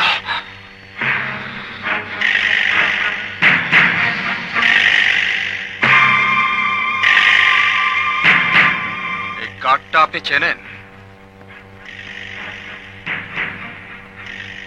পুলিশের চোখে ফাঁকে দেওয়ার মতো সমস্ত কায়দা কানুন আপনার জানা আছে, আমি জানি। আর কাবিলা যখন এখানে দাঁড়িয়ে আছে তখন এও বুঝতে পারি আপনার ক্ষমতা অনেক। কারণ কাবিলার মতো আসামিরও আপনি জামিন করিয়েছেন। আর এও জেনে রাখুন, আমি একজন ছোট পুলিশ অফিসার হলেও আমার থেকে আপনি রেহাই পাবেন না। আমি আপনাকে অ্যারেস্ট করে নিয়ে যাব। কি অপরাধে? আপনি বিষাক্ত হেরোইন ব্যবসায়ী। Heroin? Are you a madman? আমি একজন পাগল লোক নই বলেই আপনার কোন রকমের চালবাজি আমার সঙ্গে চলবে না। দেশের আইন কানুন কি এমন হয়ে গেছে যে তোমাদের মতো একজন খুদে পুলিশ অফিসার যে কারুর বাড়ির মধ্যে ঢুকে যে কাউকে অ্যারেস্ট করতে পারে? আমি তোমার শ্বশুরকে টেলিফোন করেছি, সে আসবে। থানায় গিয়ে তার সঙ্গে দেখা হবে। চলুন। আরে জামান, দেখো তো ভাই, তোমাদের পুলিশদের এত বড় ক্ষমতা হয়েছে, তোমরা যে কাউকে যে কোনো সময় অ্যারেস্ট করতে পারো। তোমার জামাই আমাকে অ্যারেস্ট করতে চাইছে। কাঞ্চন, সত্যি? হ্যাঁ, ওনার বিরুদ্ধে এত বড় একটা ফাইল তৈরি হয়েছে এবং যে সমস্ত রিপোর্ট আমার কাছে আছে তার সবই জেনুইন। জামান, তুমি তো সবই জানো ভাই। আমি একজন নিরীহ লোক। আমার মেয়ে আর রাজুর ঘটনাও তুমি জানতে। আমি শুনেছি ওই রাজু তোমার জামাইয়ের বন্ধু। আর কয়েকদিন আগে আমার এই কর্মচারী রশিদের ভাগ্নিটাকে খুন করেছে রাজু। বোঝো তো, গরিব মানুষ, এরা বিচার আচার পাবে না বলেই আমি একটু ব্যাক করছি। সম্ভবত এই কারণেই রাজু তোমার জামাইয়ের কাছে আমার সম্পর্কে কিছু উল্টোপাল্টা কথা বলেছে। তুমি যে রিপোর্ট পেয়েছো ওর পেছনে একটা পারিবারিক ঘটনা আছে, আমি তোমাকে পরে বলবো। আমি সব জানি, আর জেনে ওনাকে অ্যারেস্ট করতে এসেছি। তুমি চলে যাও। আমি জীবিত থাকতে রাজুর প্রতি আর কোনো অবিচার হতে দেব না। আমি ওকে অ্যারেস্ট করবই। কাঞ্চন, আমি তোমার senior officer and this is my order. Get out. I say get out from here.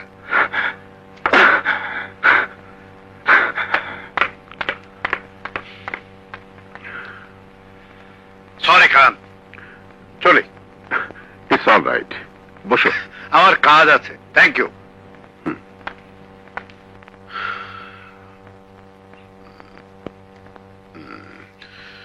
Inspector and Raju, I will see both of you.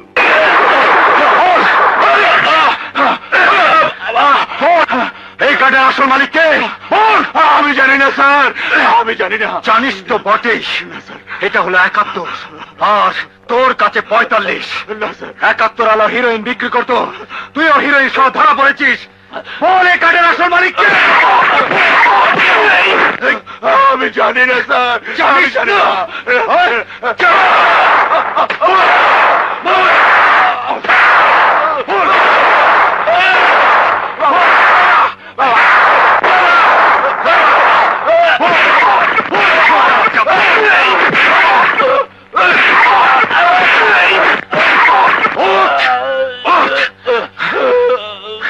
বলতে তোকে হবে।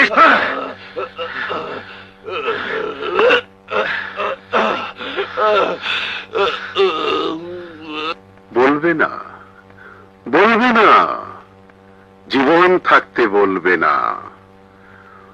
অনেক পরীক্ষা করেই একটা কার্ড আমি দেই। রশিদ, তবুও নুর ইসলাম কার্ড সহ ধরা পড়লো কেন? বস, নুর ইসলামকে আমি পাইনি, এখন কি হবে বস?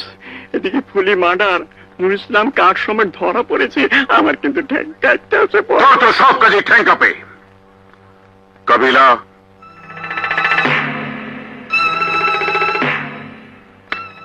নুর ইসলাম থানা হাজতে আছে। আজ রাত থেকে সে আর কোনো কথা বলবে না। তার জবান চিরতরে বন্ধ হয়ে যাবে।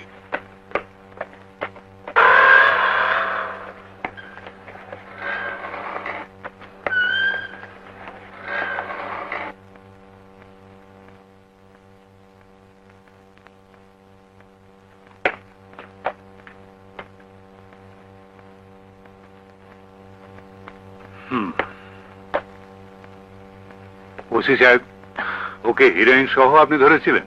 জি স্যার। টর্চার করেছিলেন? জি স্যার। কখন মারা গেছে? জানি না স্যার, তবে আমার টর্চারে বোধহয় ও মরেনি। হাজতে আর কোন আসামি ছিল? জি স্যার, আর একজন ছিল। তাকে ডাকুন। রহিম সাহেব। জি স্যার। কাবিলাকে নিয়ে আসুন। ডিউটি অফিসার কে ছিলেন? জি আমি। কটার সময় জানতে পারেন মারা গেছে? রাত 2টোর সময় স্যার।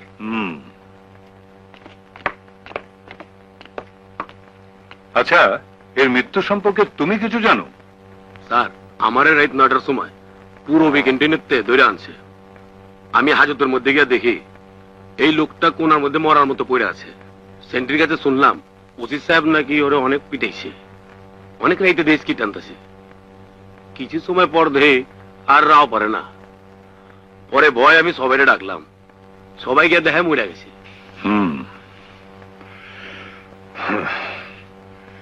রহমান সাহেব, স্যার, কাঞ্চনকে সাসপেন্ড করে অ্যারেস্ট করুন।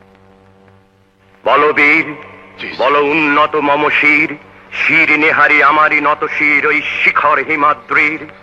বলবীর, বল মহাবিশ্বের মহাকাশ ফাড়ি, চন্দ্র সূর্য গ্রহ তারা ছাড়ি, গুলোক দুলোক গোলক ভেদিয়া, খোদার আসন আরশ ছেদিয়া, উঠিয়াছে চির বিস্ময় আমি বিশ্ববিধাত্রীর।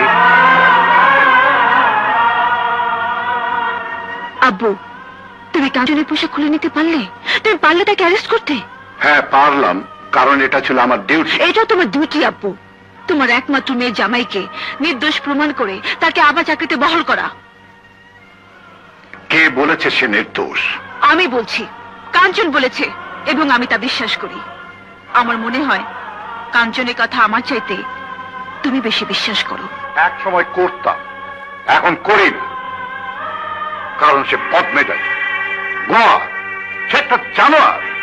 রাজুর প্রতি সে অন্ধ। রাজু তাকে যা বলে তাই সে অন্ধের মতো বিশ্বাস করে। কত বড় স্পর্ধা তার! আমার চোখের সামনে আমার নিষেধ সত্ত্বেও খান স্যারকে মারতে গিয়েছিল। ছেড়ে দিলাম, আমি তার শ্বশুর, কিন্তু আমি তার অফিসার, আমি তার বস। আব্বু, তুমি যাবে না? তুমি কিছুই করবে না কাঞ্চনের জন্য? না, কারণ আমি জানি তার টর্চারে আসামি মরেছে। চম্পা,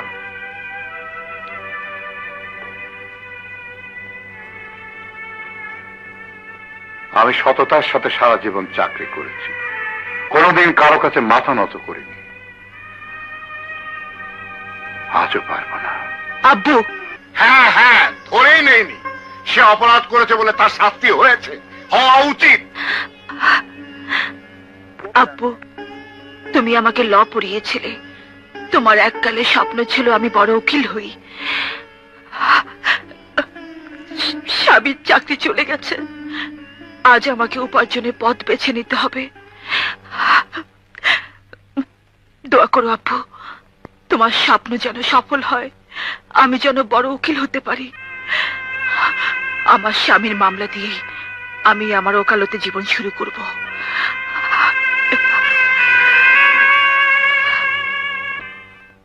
ইওর অনার, এই সেই পুলিশ অফিসার যিনি প্রথম দিন ধানমন্ডি থানাতে এসে থানার একজন অফিসার জনাব রহিমুল্লাহকে থাপ্পড় মেরেছিল এবং তার কলার ধরে টেনে এনে থানার সমস্ত অফিসার ও পুলিশদের সামনে অপমান করেছিল। নিজের এলাকার বাইরে তেজগাঁও থানার এলাকার তেস্তরি বাজারের এক গলিতে একদিন নিরপরাধ শিবুকে প্রকাশ্যে নির্মমভাবে প্রহার করেছিল। এটা ছিল তার ক্ষমতার অপব্যবহার। আরো একদিনের ঘটনা, তারই শ্বশুর ডিসি জনাব জামান সাহেবের সামনে মারতে উদ্যত হয়েছিলেন এদেশের একজন বিশিষ্ট ব্যবসায়ী জনাব দেলোয়ার হোসেন খানকে। ইওর অনার, নিশ্চয়ই আইন শৃঙ্খলা রক্ষা করার জন্য এদেশের পুলিশ বাহিনীর হাতে অস্ত্র দেওয়া হয়। তারা যদি সেই অস্ত্রের জোরে একজন নিরীহ সাধারণ মানুষের উপর অত্যাচার করে, থানার মধ্যে আটকে নিরস্ত্র মানুষকে নির্মমভাবে নির্দয়ভাবে হত্যা করে, তাহলে এদেশের জনগণ কোথায় গিয়ে দাঁড়াবে? ইওর অনার, নূর ইসলাম রাজা বাজারের সামান্য একজন মুদি দোকানদার, তার স্ত্রী আজ বিধবা, দুটি মাসুম বাচ্চাকে নিয়ে সে আজ রাস্তায়। এই দায়িত্বহীন বদমেজাজি ঘুষখোর পুলিশ অফিসার থানা হাজতে নূর ইসলামকে পিটিয়ে হত্যা করেছে। এদেশে নিরীহ জনগণের পক্ষ থেকে মহামান্য আদালতের কাছে আমার আর্জি, নূর ইসলামকে হত্যার দায়ে দৃষ্টান্তমূলক শাস্তি প্রদান করে আইনের হাতকে শক্ত করুন। আইনের হাতকে শক্ত করুন। একটি স্বাধীন দেশের মেরুদণ্ড হলো সে দেশের আইন। আইন নাজুক হলে দেশের জনগণ আইনের প্রতি তাদের শ্রদ্ধা হারিয়ে ফেলবে। অতএব আইনের হাতকে শক্ত করুন, মজবুত করুন, নূর ইসলাম হত্যার বিচার করুন। ইওর অনার, নূর ইসলাম হত্যার বিচার করা যেমন মহামান্য আদালতের দায়িত্ব, তেমনি নূর ইসলামের সত্যিকারের হত্যাকারীকে খুঁজে বের করার দায়িত্ব মহামান্য আদালতের।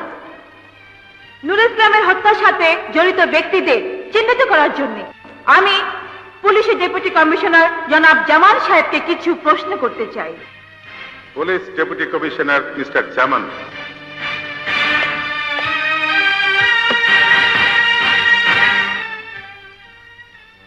জনাব জামান সাহেব, ইলিয়াস কাঞ্চন আপনার অধীনে একজন পুলিশ অফিসার ছিলেন। আমার প্রতিপক্ষ বলেছেন একদিন আপনার সম্মুখে আপনার নির্দেশ অমান্য করে জনাব দেলোয়ার হোসেন খানকে মারতে চেয়েছিলেন। এটা কি তার কোনো ব্যক্তিগত ক্ষোভ ছিল, অথবা আপনার কি মনে হয় এটা তার ক্ষমতার অপব্যবহার? হ্যাঁ, আমার ধারণা এটা তার ব্যক্তিগত ক্ষোভ। রাজু এবং ইলিয়াস কাঞ্চনের বন্ধুত্ব ছোটবেলার থেকেই। পারিবারিক কারণে রাজুর সাথে দেলোয়ার হোসেন খানের কিছুটা বিরোধ আছে। সেই বিরোধের কারণে বন্ধুর পক্ষ হয়ে খান সাহেবকে অপমান করতে চেয়েছিলেন ইলিয়াস কাঞ্চন। কোন প্রমাণ ছাড়াই অ্যারেস্ট করতে চেয়েছিলেন খান সাহেবকে। আমি মনে করি এটা তার ক্ষমতার অপব্যবহার। জনাব ডিসি সাহেব, জনাব ইলিয়াস কাঞ্চন যেদিন খান সাহেবকে অ্যারেস্ট করতে গিয়েছিলেন সেদিনকে তার হাতে এই কার্ডটি দেখেছিলেন? হ্যাঁ, দেখেছিলাম। Please note down your honour.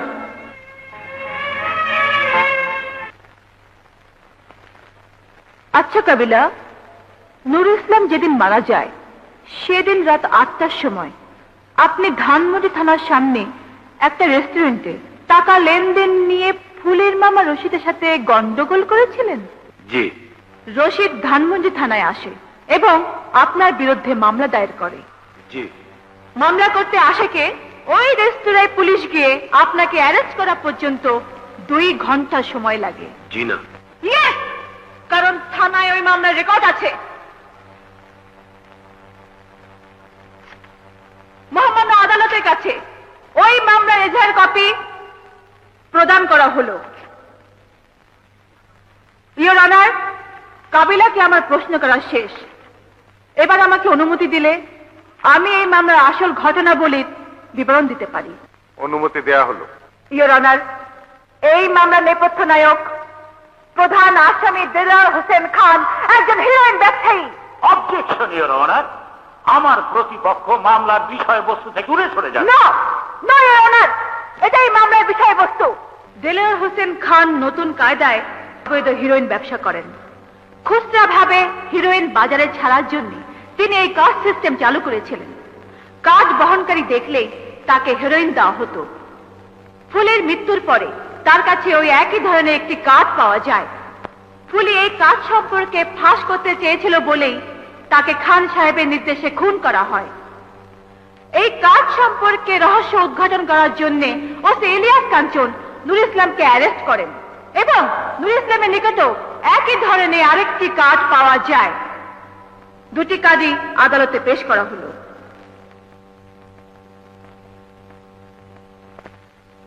Nur Islam সবকিছু ফাঁস করে দেবে এই ভয়ে খান সাহেবের প্রয়োজন ছিল নুর ইসলামের মুখ বন্ধ করা, কিন্তু নুর ইসলাম তখন পুলিশের হেফাজতে।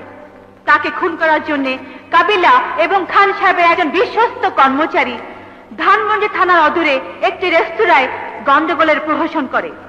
রাত্রি 10টার সময় আসামি হয়ে কাবিলা হাজতে প্রবেশ করে এবং গভীর রাত্রে তাকে গলা চেপে হত্যা করে। এই তার পোস্টমর্টম রিপোর্ট।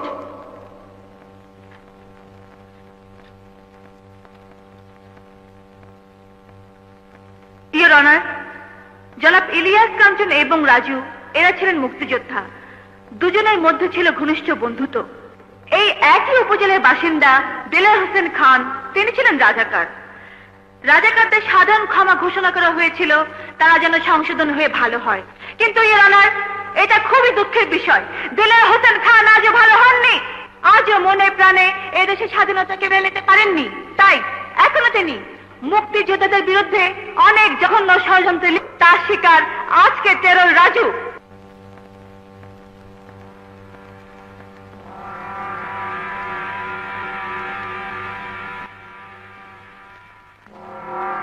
বিভিন্ন সাক্ষ্য প্রমাণে একথা প্রমাণিত হয়েছে দেলোয়ার হোসেন খান এই মামলার প্রধান আসামি এবং তারই নির্দেশে কাবিলা খুন করলামকে। দেলোয়ার হোসেন খানকে পরবর্তী কোর্টে হাজির হওয়ার জন্য নির্দেশ দেওয়া হলো। বাংলাদেশ দণ্ডবিধির 302 ধারা মোতাবেক কাবিলাকে যাবজ্জীবন কারাদণ্ডে দণ্ডিত করা হলো। পুলিশ ইন্সপেক্টর ইলিয়াস কাঞ্চনের বিরুদ্ধে আনীত অভিযোগ প্রমাণিত না হয় তাকে বেকসুর খালাস দেওয়া হলো এবং তাকে শপথে পুনরায় বহাল করার জন্য সংশ্লিষ্ট কর্তৃপক্ষকে নির্দেশ দেওয়া হল।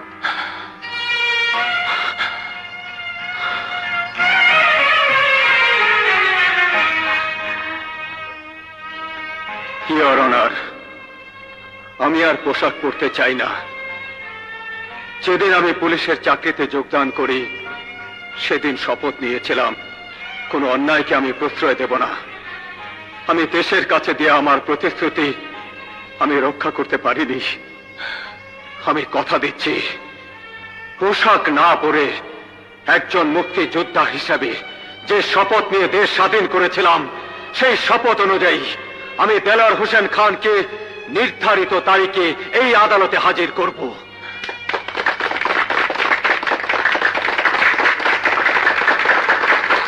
ছি ড্যাডি, এটাই তোমার আসল পরিচয়? মা আমার, তুই যা শুনেছিস সব বানোয়াট, সব মিথ্যে। রাজুকে বিনা দোষে জেল খাটিয়েছো, সে তো মিথ্যে নয়। আমার সামনে থেকে তাকে পুলিশে ধরে নিয়েছিল। আমি সেই পাপেরই প্রায়শ্চিত্ত করতে যাচ্ছি। তোমাকে বলে যাচ্ছি, শুনে রাখো, আমি রাজুকেই বিয়ে করব, যদি সে দয়া করে আমাকে বিয়ে করে। রত্না, আমার ইজ্জত বংশমর্যাদাকে ধুলোয়। ছি, তোমার আবার বংশমর্যাদা, তোমার আবার ইজ্জত? তুমি একটি নর্দমার জঘন্যতম কীট সমতুল্য। বাংলাদেশে তোমার বাঁচার অধিকারই তো নেই। তুমি এদেশে থাকো কি করে? আমার কথা ভুলে যেও, আমি তোমার মেয়ে। রত্না,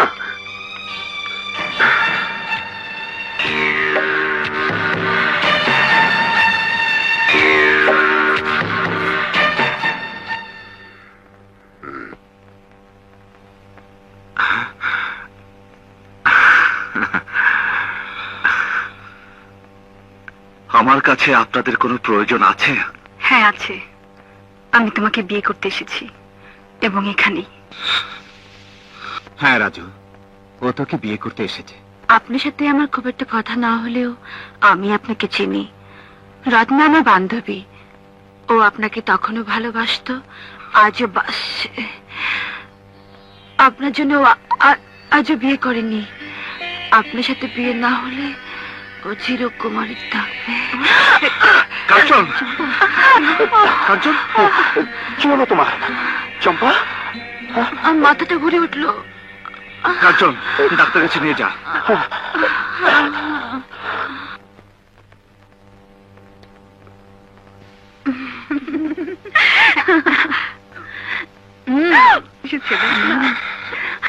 এই যে দুলা ভাই, সুখবর আছে, আপনাদের ওয়াও হবে। চলো না। চম্পা, ওসে, এখন তোর চাকরিও নেই, পোশাকও নেই, তুই আর আমি সমান। ওই শালা,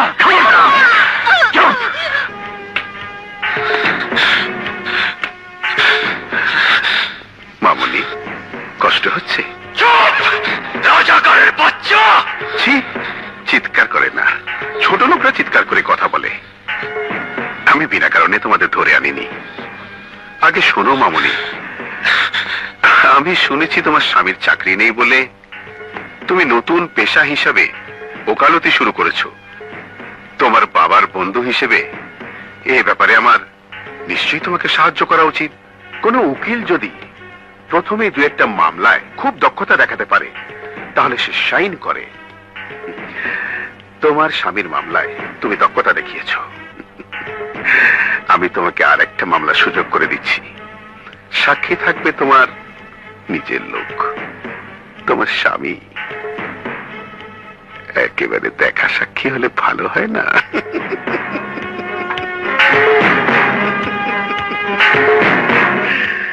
শিবু, ব্যবস্থা করো। রশিদ,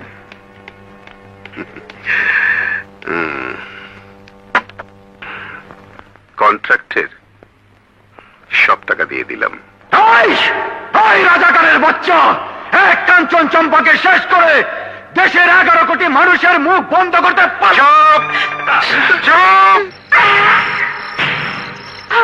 আগে পারবি না। ছেড়ে দে বলছিস, ছেড়ে দে। বাচ্চা, ছেড়ে দে বলছিস।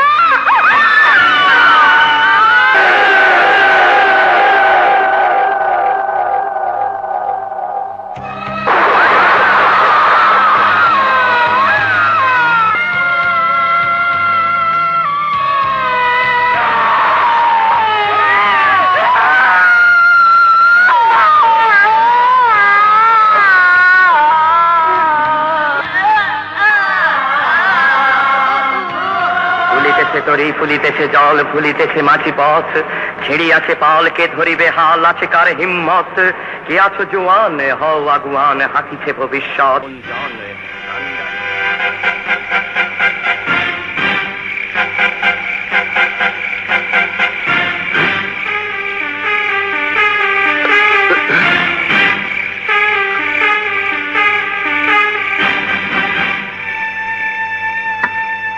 শিবু, শিবু, ওরা কই? রাস্তায় ফেলে দিয়েছি। মেরে ফেলেছো? মেরে ফেলানোর কন্ট্রাক্ট তো ছিল না, তবে যা হয়েছে মার্ডার কেসের জন্য রেডি থাকবে। মিরপুরের রাস্তায় ফেলে দিয়েছি, মারা যাওয়ার সম্ভাবনা 90%। ভালো করনি, আমার আসা পর্যন্ত ওদের রাখা উচিত ছিল।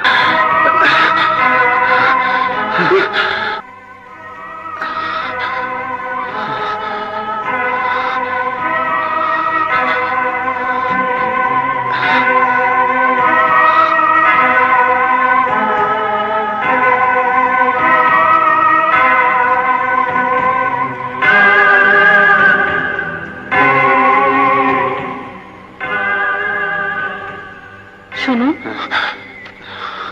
আপনি একজন সচেতন লোক, আপনাকে অবশ্যই কথাটা বলা উচিত। দুঃখ পাবেন না, আপনার স্ত্রীর আর কোনোদিন সন্তান হবে না।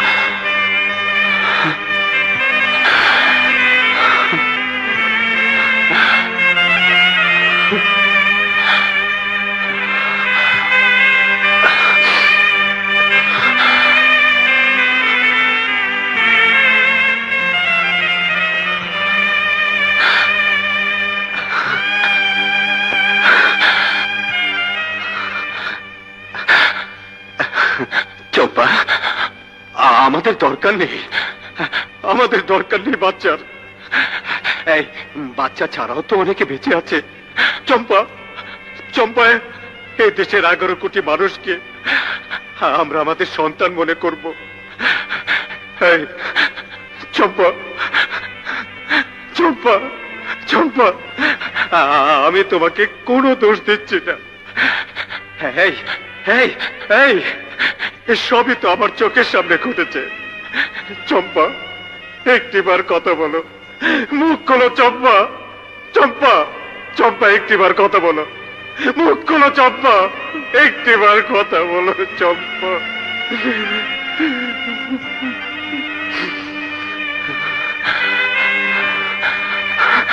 হ্যাঁ হ্যাঁ, আমার মেয়ে আর মেয়ের জামাই গতকাল বিকেল থেকে খোঁজ নেই। আপনি কন্ট্রোল রুম, ডিএমপি সব থানায় জানিয়ে দিন।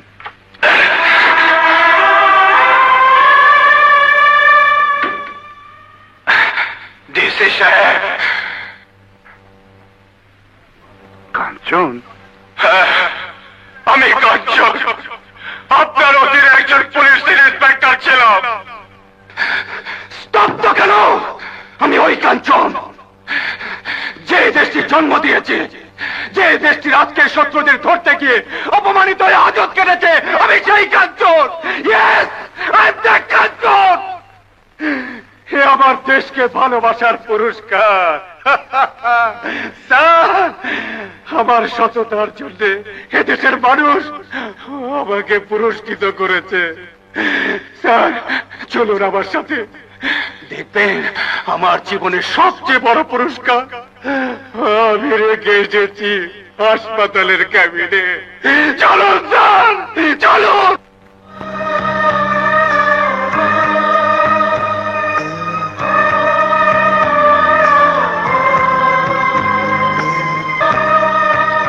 চম্পা, দেখো কে এসেছে। ছি চম্পা, তুমি এখনো ছেলে মানুষ থেকে গেলে। নামো, আপু এসেছে। চম্পা, চম্পা, চম্পা, চম্পা, চম্পা, চম্পা, চম্পা, চম্পা। স্যার, আমার বউ কেন ফ্যানের হুকের সাথে ঝুলছে? এমনি করে ঝুলেছে তো 21 বছর আগে শত্রু সেনাদের অত্যাচারে। আজ কেন ঝুলবে? এই স্বপ্ন নিয়ে তো দেশ স্বাধীন করিনি, এর জন্য তো 30 লক্ষ মানুষ প্রাণ দেয়নি, এর জন্য তো আমার মা মরেনি, এর জন্য তো আমি আমার ভাইয়ের মুখে গুলি চালাইনি। স্যার, 21 বছর আগে একবার আমি নির্বংশ হয়েছিলাম, তখন সান্ত্বনা ছিল, সবাই দেশের জন্য মরেছে, শহীদ হয়েছে, আজ আমি নির্বংশ হয়েছি। বলুন আজ কি সান্ত্বনা আমি দেব? স্যার চুপ করে আছেন কেন? বলুন, জবাব দিন, জবাব দিন। কাঞ্চন, রশিদ, বস, আমার ঠ্যাং কাটতে আছে, আমি ঘামে যাচ্ছি। বাড়িটা অন্ধকার থাকবে, বাইরে থেকে তালা দিয়ে আটকে রাখবি। শিবু, কয়েকদিন থাকার বাইরে থাকো। জীবিত রেখে ভালো করনি, কারণ ও শ্বশুর ডিসি আর ও খুব সিরিয়াস।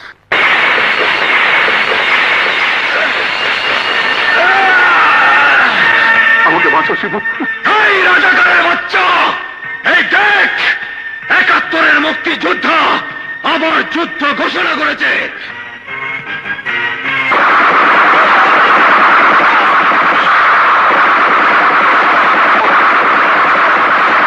বলবীর বল মহাবিশ্বের মহাকাশ ফাড়ি, চন্দ্র সূর্য গ্রহ তারা ছাড়ি, ভুলক দুলক গোলক ভেদিয়া, খোদার আসনারস ছেদিয়া, চির বিস্ময় আমি বিশ্ববিধাত্রীর রাজাকারের বাচ্চা, আমি তোকে এখন মারব না।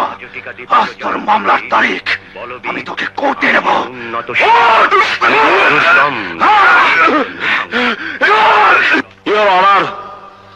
আমি যেদিন পৃথিবীতে জন্ম নিয়েছিলাম সেদিন নিশ্চয় আমি ডাকাত ছিলাম না, সেদিন নিশ্চয় আমি খুনি ছিলাম না, সেদিন নিশ্চয় আমি টেরর ছিলাম না। আজ আজ কেন আমি একজন দাগী আসামি, খুনি হিসাবে এই কাজ করায়? এই দেশ, এই সমাজ ব্যবস্থা আমাকে খুনি করেছে, আমাকে টেরর করেছে।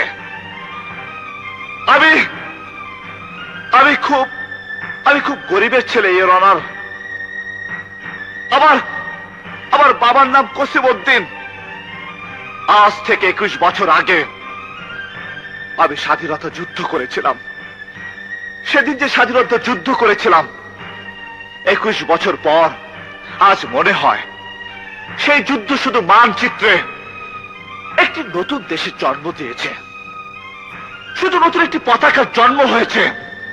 কিন্তু এই কসিমউদ্দিন ছেলেদের স্বপ্ন ছিল তারা ভাত পাবে, কাপড় পাবে, চিকিৎসা পাবে, শিক্ষার সুযোগ পাবে। তা পায়নি। আজ স্বাধীনতার ফল বড় হয় টেলিভিশনের 2টি দেশাত্মবোধক গানের মধ্যে সীমাবদ্ধ। কিন্তু এমনটি হবার কথা ছিল না, এর অনার। কেউ নড়বে না, নলে গুলি করে পাখির মতো বেঁচে ফেলবো। অস্ত্রধারী পুলিশ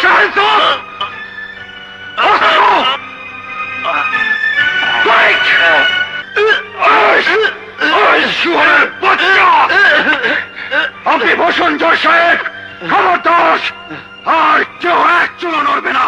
ইউনাস, এই ব্যক্তির আজ কোর্টে হাজির হওয়ার তারিখ ছিল। আমি বলেছিলাম আপনারা পারবেন না, আমি নিয়ে আসবো। একজন মুক্তিযোদ্ধা হিসেবে, একজন সিপাহী হিসেবে দেশের কাছে দেওয়া প্রতিশ্রুতি আমি রক্ষা করেছি। এই ব্যক্তি স্বাধীনতা যুদ্ধের সময় দেশের শত্রু রাজাকার ছিল। এই ব্যক্তি আন্তর্জাতিক চোরাকারবারীদের সাথে জড়িত, দেশের যুব সমাজকে ধ্বংস করার জন্য বিষাক্ত হিরোইন ব্যবসায়ীদের সাথে জড়িত। এই ব্যক্তির কুচক্রান্তে একজন দেশপ্রেমী মুক্তিযোদ্ধা আজ বিপদগামী। মিথ্যা মামলায় জড়িয়ে যে আদালতের কাঠগড়ায় দাঁড়িয়ে আপনার বিচারের অপেক্ষায়। এই ব্যক্তি গ্রামের একটি সহজ সরল নিষ্পাপ মেয়ে ফুলির জীবনকে করেছিল কলঙ্কিত। সেই ফুলিকে এরই নির্দেশে খুন করেছে কাবিলা, এরই নির্দেশে কাবিলা খুন করেছে থানা হাজতে নূর ইসলামকে। ওর সর্বশেষ অপরাধ আমাকে করেছে নিঃসন্তান। সেই দুঃখে আমার স্ত্রী আজ গলায় ফাঁসি দিয়ে প্রাণের মুখের সাথে ঝুলছে। এত অপরাধের বিচারে নয়, বলুন বলুন ইওর অনার, চুপ করে থাকবেন না ইওর অনার, বলুন। নিশ্চয়ই ফাঁসি, কিন্তু আজ আদালত এখানে দুটি, একটি দেশের আইন সম্মত আদালত, আর একটি একজন মুক্তিযোদ্ধার আদালত। মুক্তিযোদ্ধার আদালতের রায় শুনুন। রাজু বেকসুর খালাস দেলোয়ার হোসেন খানের মৃত্যুদণ্ড। আপনার আদালত থেকে আমার আদালতের পার্থক্য হলো আপনার আদালতে আপিল করার সুযোগ আছে, আমার আদালতে তা নেই। আমি এক্ষুনি মৃত্যুদণ্ড কার্যকর করব। রত্না, তোমার স্বামীর কাছে যাও, যাও।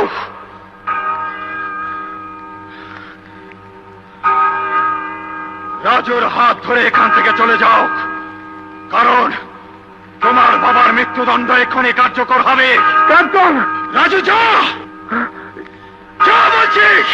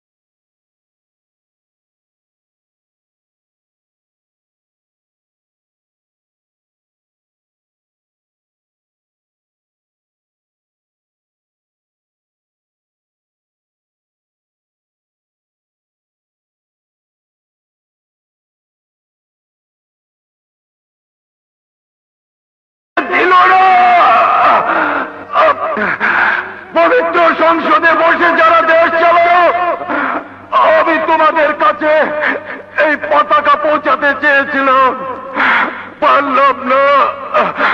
এই পতাকা জন্ম দেওয়ার জন্য যুদ্ধ করেছিলাম।